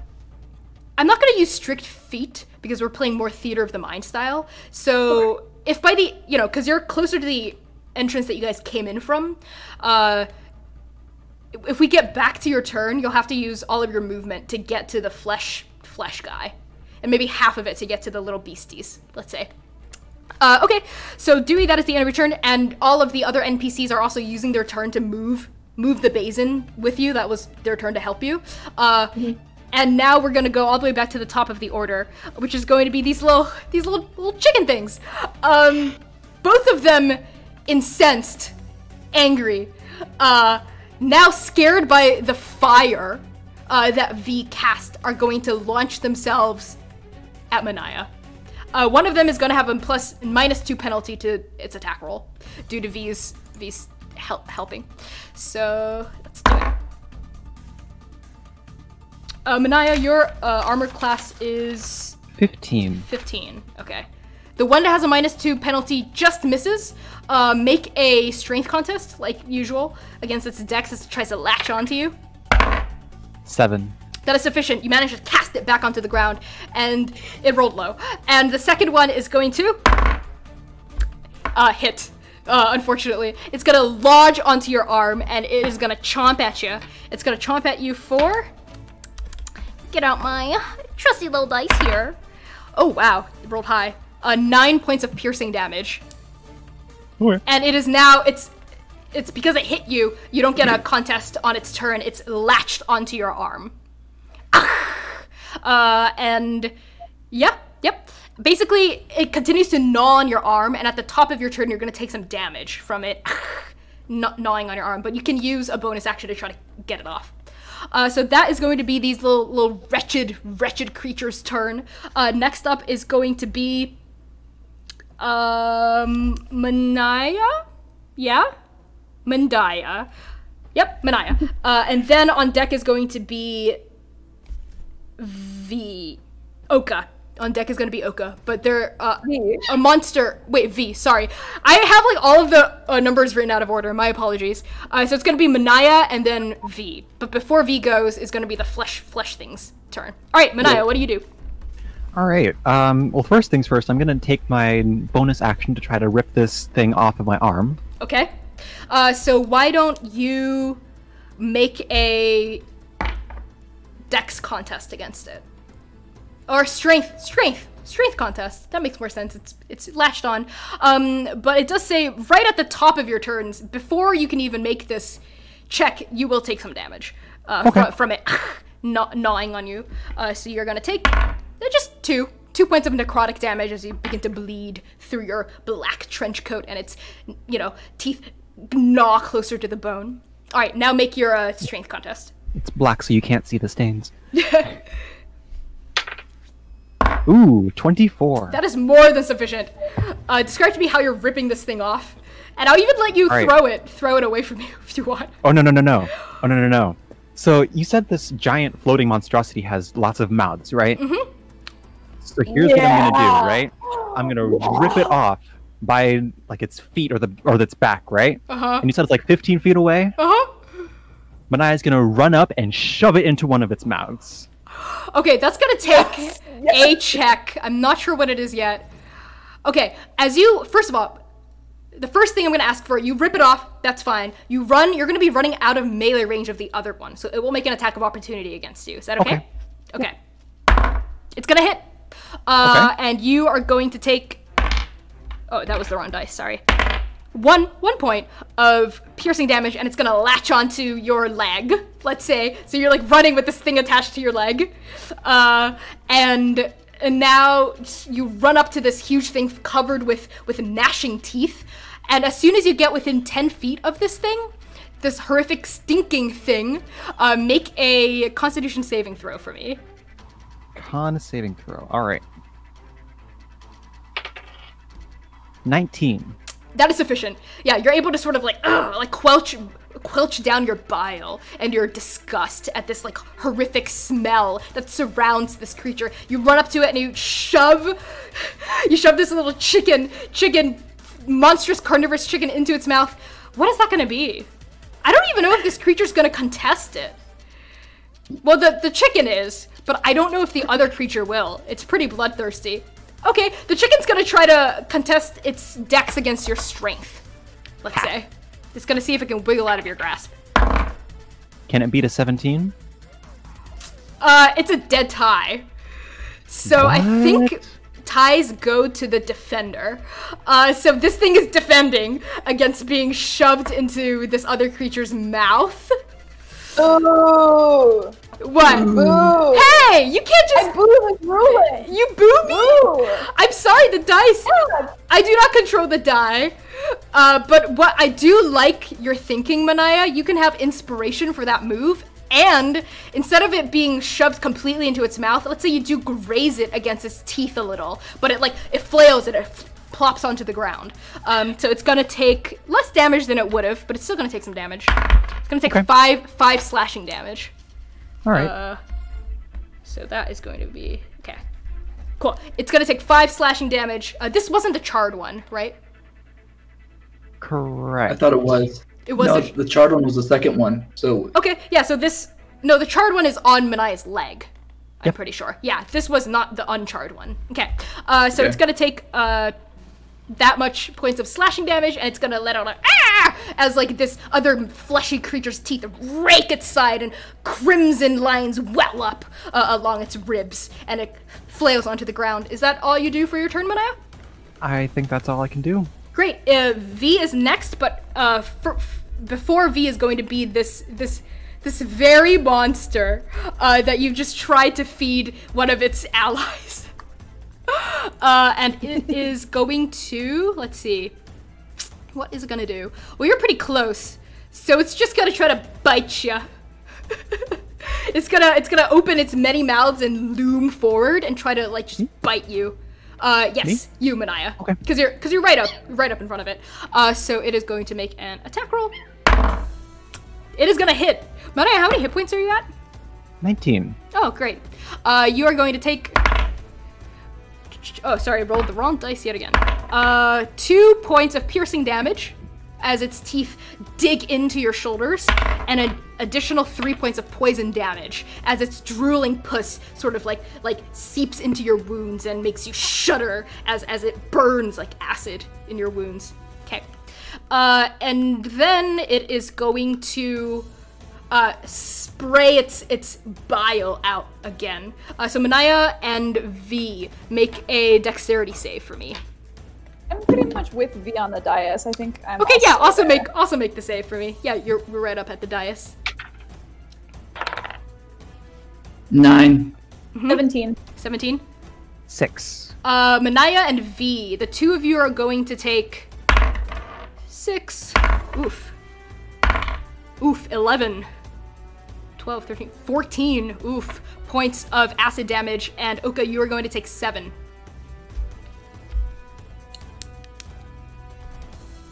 Manaya collapses to the ground. Wait, really? You're down? That's 0 points. Okay.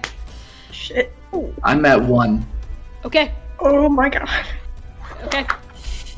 Hold on. Okay, I'm just writing Connie down. was serious about TPKing us. I was serious about TPKing you guys, yeah. Okay. Yeah, that's all this creature does. It doesn't really move. It seems very content to be gnawing on Manaya's limp form. Let's say instead of like falling to the ground, it has you in its mouth. Its many mouths is holding onto you and is like gnawing at you. And you're like covered in its bile, and your axe is like slipping from your grasp. It's very dramatic as Manaya is being chomped on by this horrific creature. And V, you feel pain sear your senses as acid splashes onto you, blinding you momentarily, and you know you're on your last legs. Oka and Dewey, you can see that your compatriots are not doing so well. Next up is going to be V. I'm gonna stumble back 25 feet. Okay. I'm real messed up. I want to go in the direction-ish of Dewey, but again, I'm a little stumbly. And then for my last 5 feet of movement, my little friends, I'm gonna start flying. And I'm like, I can fly! I can fly! Oh my goodness, this is so amazing! What happened to me? And then I'm gonna again use a sorcery point to use Twin Spell to cast 2 chromatic orbs into my hand, fire damaging chromatic orbs.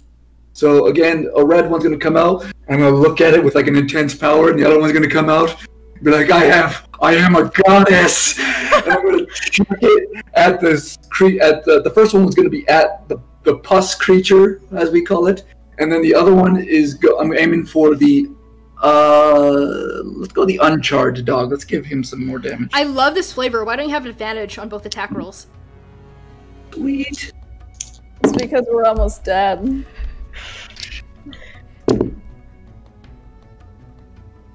Oh my god. So 10 and 8. Okay, the one...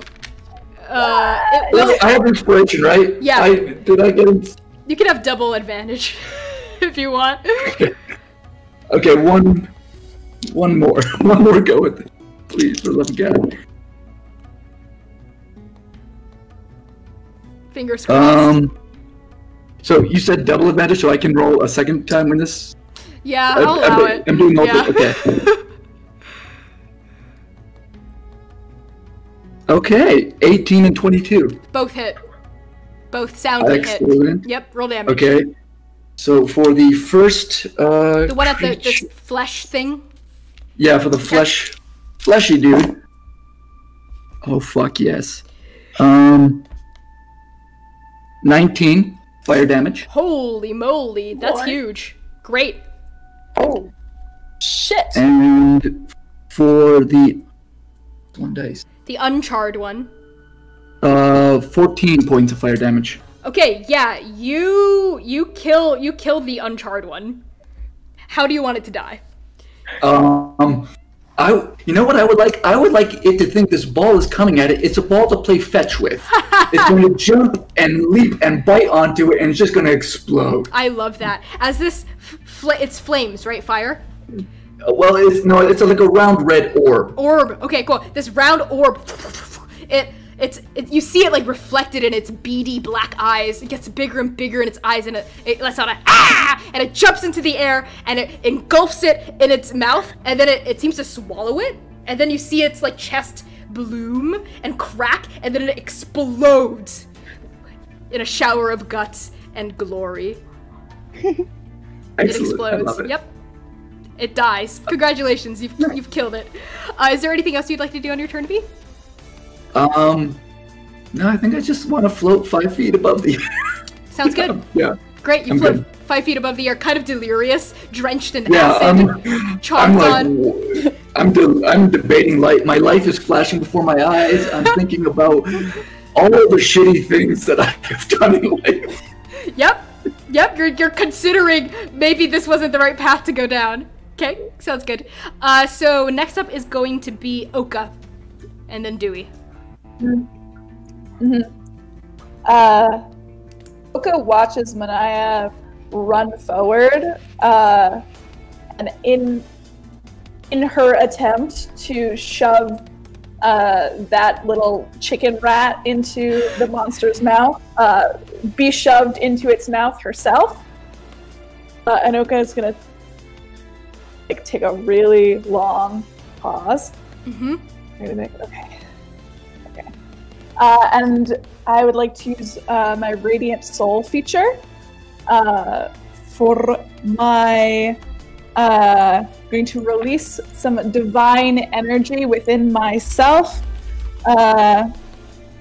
2 wings, spotted and gray, like an owl's wings, tipped in white, sprout out of Oka's back, and their eyes glow. Wow.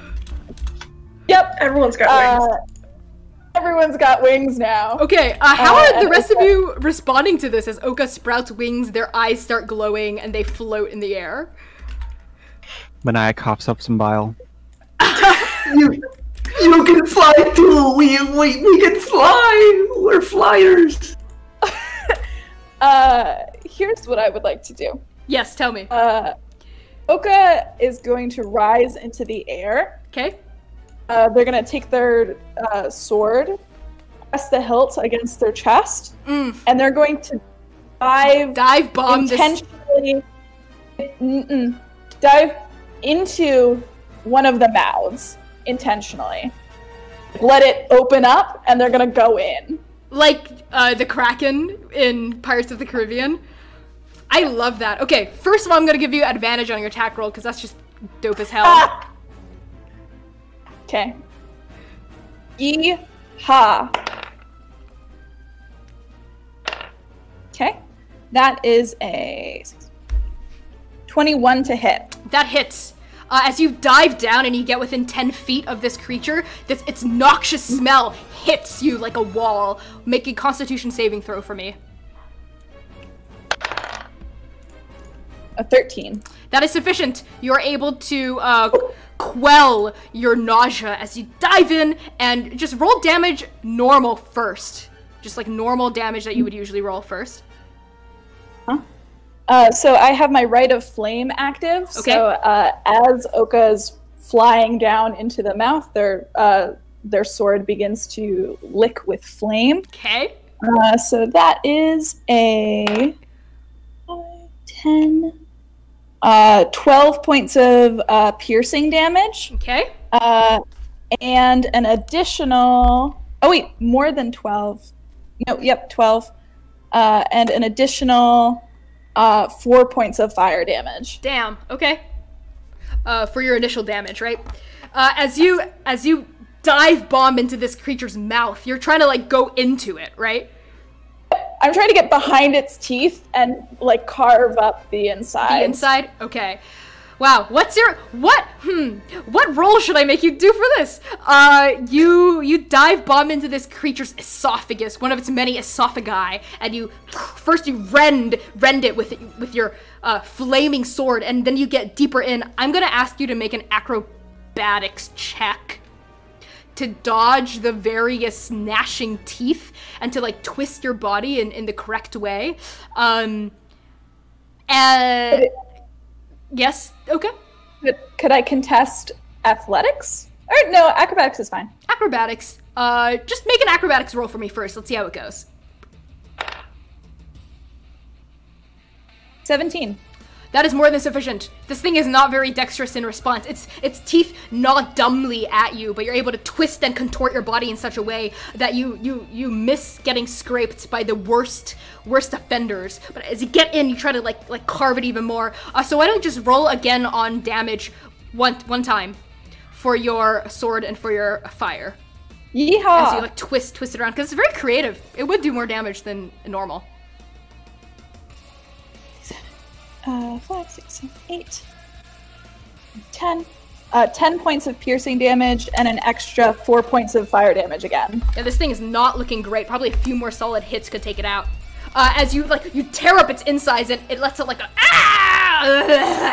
like squeal, like squeaking noise as pus leaks out from its body, and you can see its blood leaking from the various mouths that it has open. And it opens its mouth and it drops Manaya onto the ground as it rides. And V and Dewey, the two of you, can see Oka disappear into this creature, and you see blood spurting from the top. And Oka, at the end of your turn, make a Constitution saving throw for me. Because I'm inside of it? That's fair. A 10. That is not sufficient. Roll a D100. Okay. Oh, God. Maybe you get flying ears too. 91. Ooh. Ooh.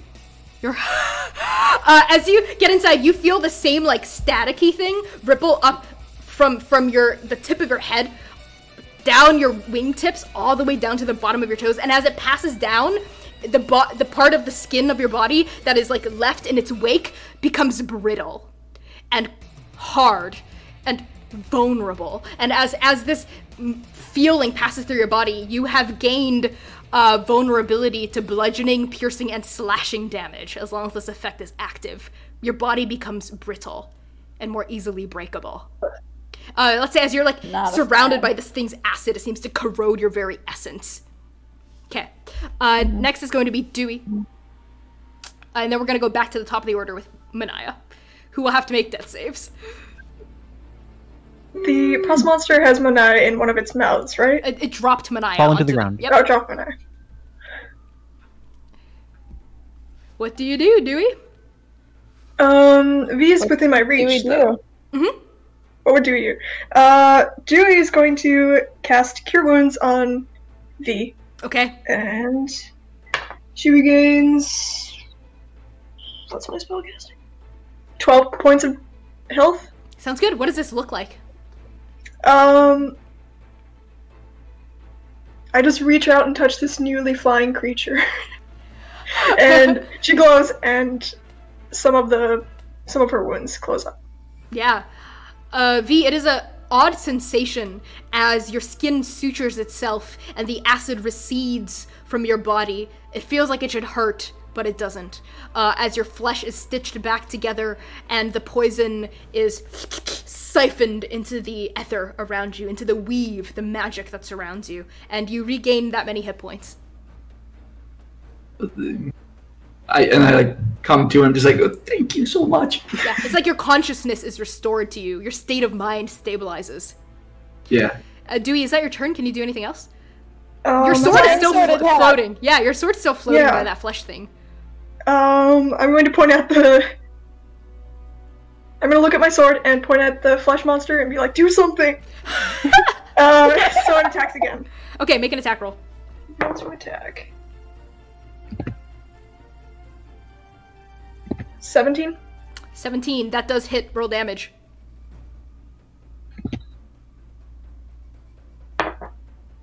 That's 9 points of slashing damage. Okay, the sword rakes itself across this thing's face, and it lets out another, or face. You don't really know where its face is, really. As, like, blood and pus explodes out from this slash, and it lets out a...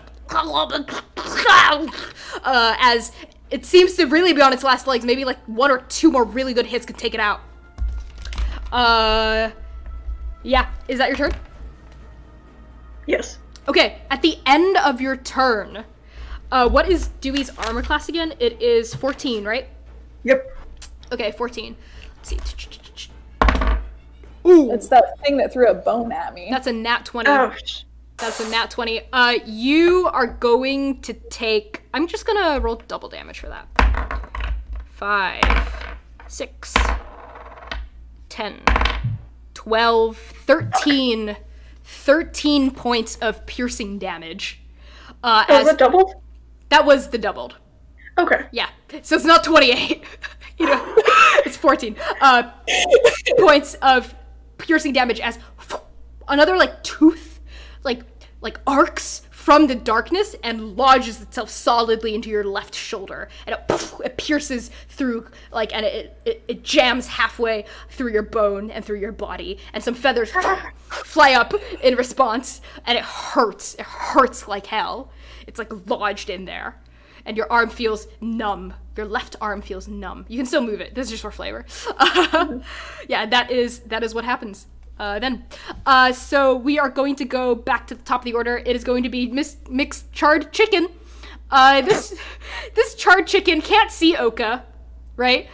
As far as it's concerned, Manai is probably dead. So it's gonna see the closest thing it can get to, which is either Dewey or V. It's gonna look at Dewey, and it's gonna scuttle forward, all charred and messed up. It's gonna jump up, and it's gonna try to bite you. So let's see if it's successful. It is successful, and it is going to hit you for, let's see. Yeah. Give me that good dice. Okay. One point of piercing damage, and it's gonna latch onto your right arm. Let's say, and at the top of your turn, you're gonna take damage automatically, and then you can try to shake it off. Okay? Great. And next up is gonna be Manaya with V on deck. Manaya, make a death save for me. And I do add my Constitution modifier to this, correct? Nope. It's a straight... Oh, it's just a straight roll? Straight okay. D20, yeah. Nothing about this is straight, but... It's a gay D20. Yeah. That's an 18. That's a success. That is one success. You inch closer to life. You can sort of... You're, like, conscious. Let's say you're clinging on to consciousness. You can, like, make out blurry things. You can maybe say a word or two now that you have succeeded on one death save. Okay? That's... go on. I was gonna say, I imagine I just cough up some more bile. You do. You cough up some bile and your eyes flutter, and you see a vision etched behind your eyelids. You're not sure. You're like in the death haze, bile haze, right? You're not sure what's real, what's not. As you look up, you sort of see beyond the basin. You see where this half-elf woman is holding up Delapathy, right? You're like blearily, you like see where she's holding up Delapathy, and then she seems to morph in front of your eyes and become a copper dragon. And then like this illusion or vision it flickers back out of your consciousness and she becomes a person again. Okay. Next up is going to be the creature that Oka is inside of. It's gonna try to chomp ya, Oka, and it's gonna have advantage on the chomping because you're inside of it, is what I'm gonna roll. Do you have... Guess that's fair. I mean, that's fair, right? So it's gonna try to bite I'm behind its teeth, though. Yeah, Ooh. Yeah. Yes? Could I contest this advantage on its apparent roll by saying that since I'm already behind its teeth, we would have to perhaps do a strength contest for it to push me into its teeth before it can attack me? Are you inside of it? I am. I'm in its esophagus. So, oh, you're like... I went all the way in. Okay, it's gonna try to push you out of its body first to get to the teeth. So yeah, strength contest, let's do it. That's a 20! Oh my god! There it is. Oh god, I don't even know what to do in this situation. You feel the muscles around your body contract as it tries to push you up and out of its body, but it is not quite successful. You, however, will start suffocating soon, though, and it will inflict acid damage upon you because you're inside of it. And I don't think make a Constitution saving throw. It can't bite you, but it will try to dissolve and digest you. 11. That is sufficient, barely, so you'll take half damage. You are going to take quite a lot actually. Let's see, but it's half. 1, 2, 8, 9, 10, 11, halved, 5, right? 6. You're gonna take 6 points of acid damage as you thrash around in this thing's belly. And then it is going to lash out with one of the chains on its body. It seems to extend like all the way across the room. It lashes out. The chain like unravels around its body as it lashes out its entire length. Dewey, what's your HP at right now? 9. Okay, it's gonna try to hit you.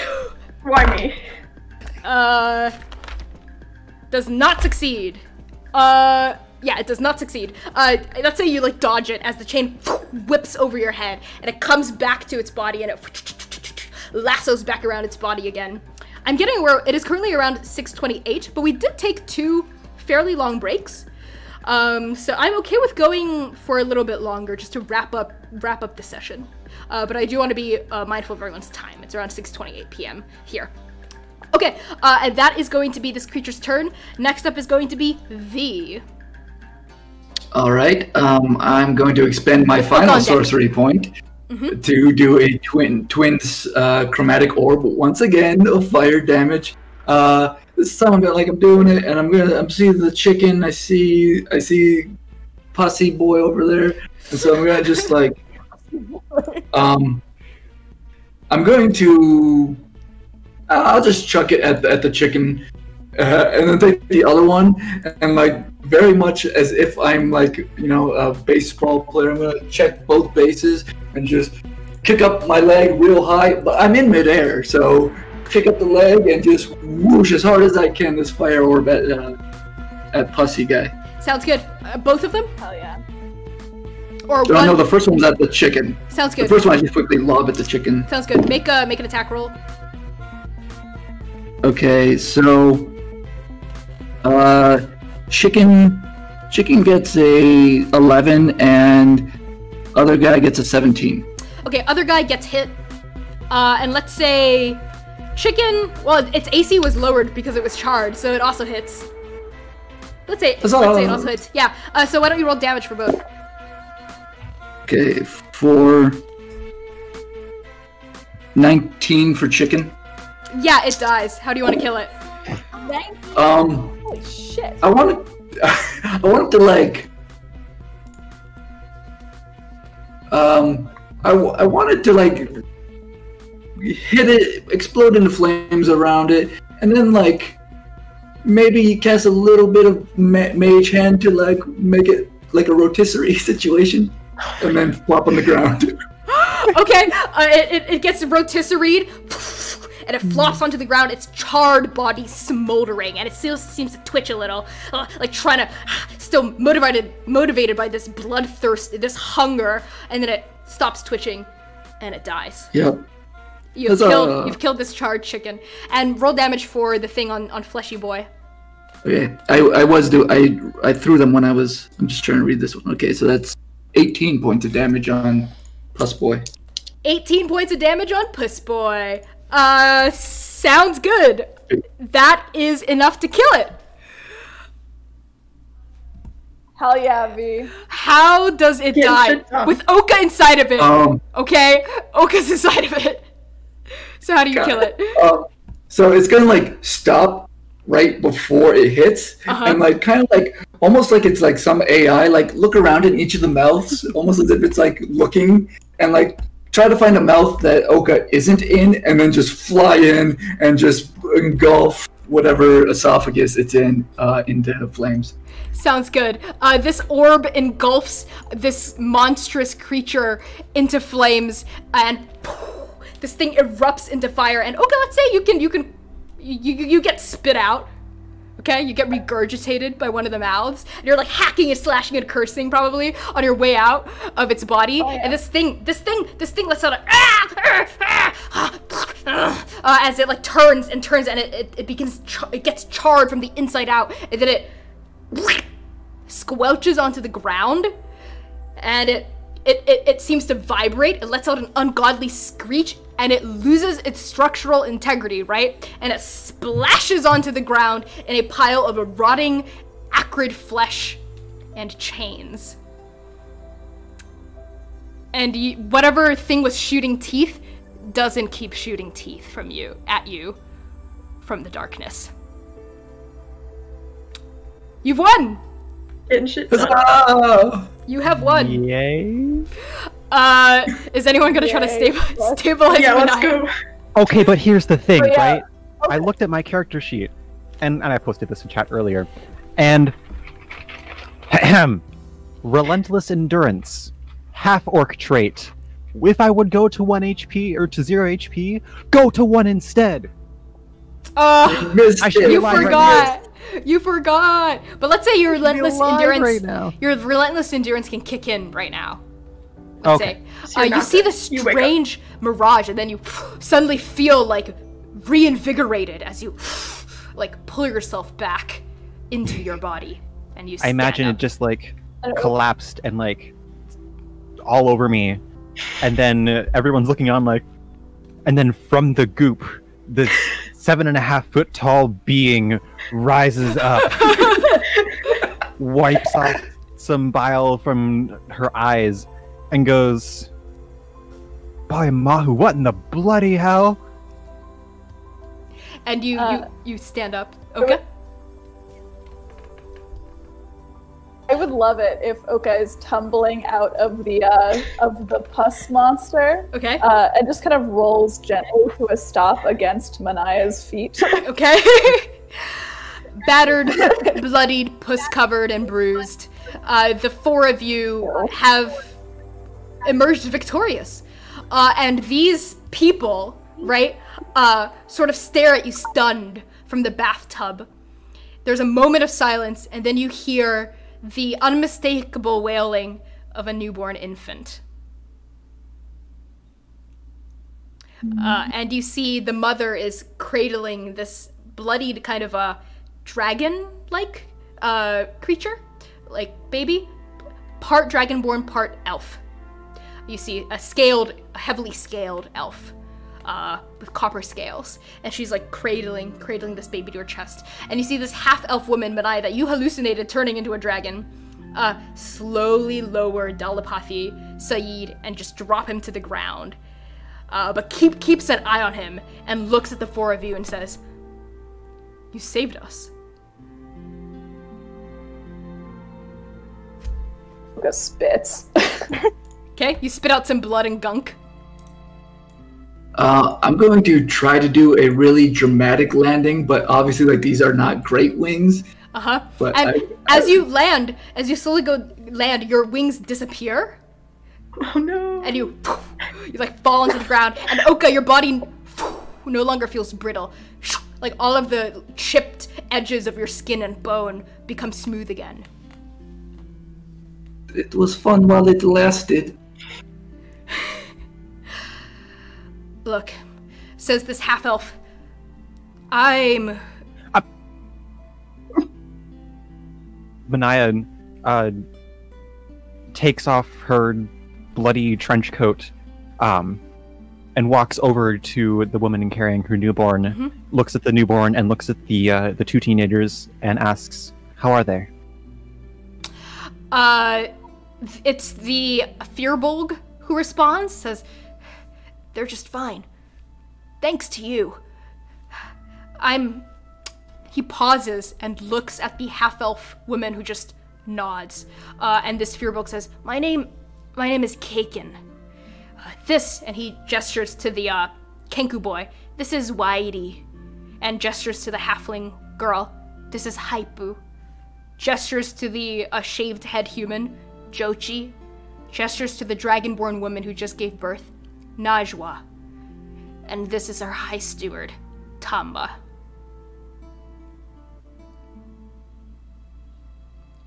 A pleasure Yes. to meet you all. Although I would have preferred cleaner circumstances.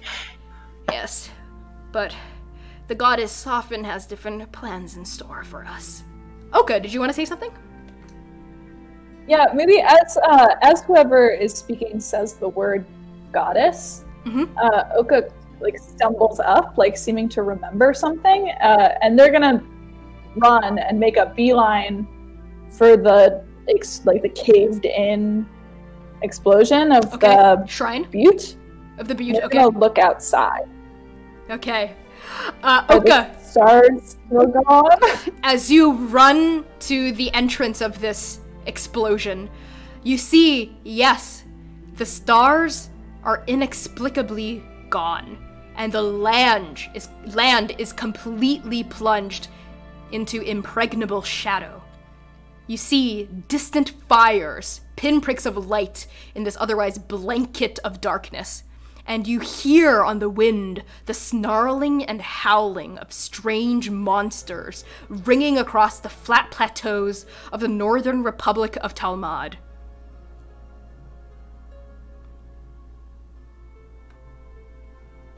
The stars are gone. The gods are gone.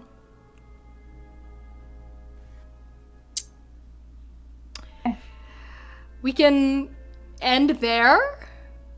Yeah? Yeah. I like that. On this cliffhanger. mystery. Yeah? This cliffhanger. Still don't know what to do with Doll, etc. Great! Awesome! Oh my god, that was our pilot episode! Woo woo! You all did such an amazing job, and everyone, thank you so much for watching us. I know that battle went on for a while. I did allocate like an hour to it, but it's still a lot to ask for an audience, to sit through an hour-long battle. So thank you so much for everyone who tuned in. Thank you so much to everyone who stayed here, like from the jump, to everyone who came and had to leave, everyone who like jumped in, whatever. We super appreciate each and every one of you. Our next episode is going to air in 2 weeks. So the Saturday after next. July 11th. Same time, same place, right? Yep. And quick special shout out to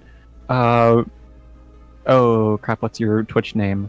Venatu and Brukata Abido, Yes. our Yes. amazing Yay. mods. Our incredible who have mods. been messing with Nightbot and trying to fix it so that you can be excited in chat alongside us and not get muted. Yes. Yeah, I'm very new to Twitch and all this Nightbot thing, so I appreciate having my hand held through tutorials of this. I wanted to give a shout out to my bed sheet that I'm using as a screen behind me. And to everyone who tuned in, thank you so much. Yes, Devin. One last thing we forgot to do at the beginning of the stream. We are supposed to have one more person with us, who unfortunately could not participate with us. Do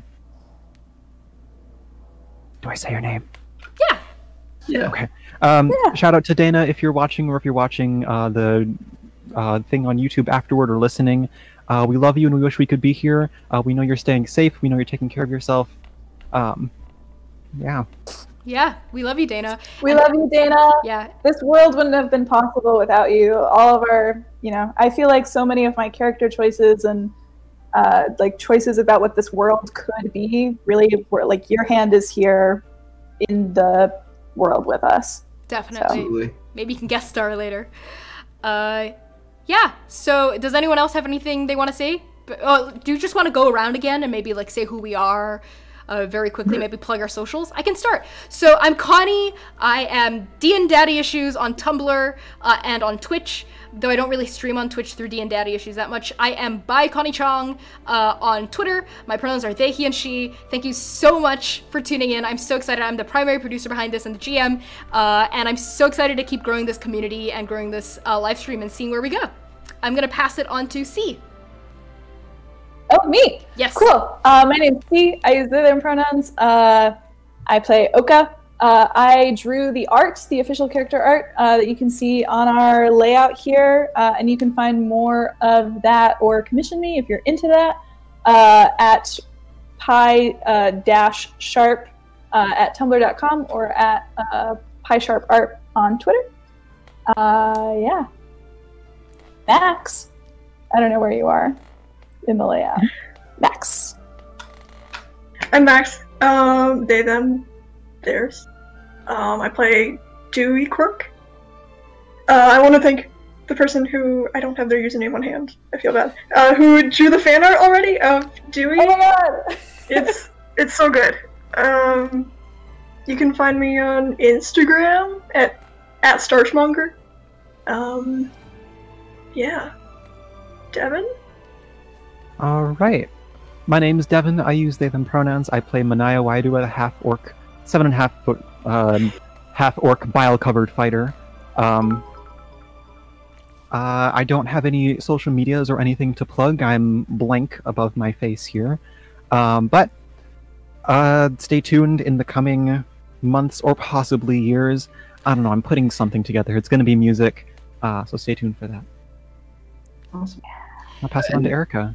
I'm Erica, she, her pronouns, and I play V Noct Scherzo. And I'm a Twitch streamer here, Erica New Girl. I do art, I speedrun a game called Maniac Mansion 2, Dave the Tentacle, 7th in the world. I sometimes play that, or sometimes, and then I have like usually some other more modern game. So yeah, I like to have fun, and come check me out sometime. Hell yeah. Great. Thanks again. Thank you. That's it, folks. Tune in 2 weeks, July 11th, 3 p.m. CDT. Follow us on Twitter, Transplanar RPG, YouTube, Transplanar RPG, Instagram, everything is Transplanar RPG. You'll find us there. And yeah, why don't we, the cast, mute our mics so we can have a cute little thanks for watching screen roll out, and we will see you in 2 weeks. Please keep in touch. Join our Discord server. It will be open for 19 minutes after the stream ends. I think it's already closed now, but we could try to fix that later. And goodbye. We love you guys. Take care. Be safe. Bye bye.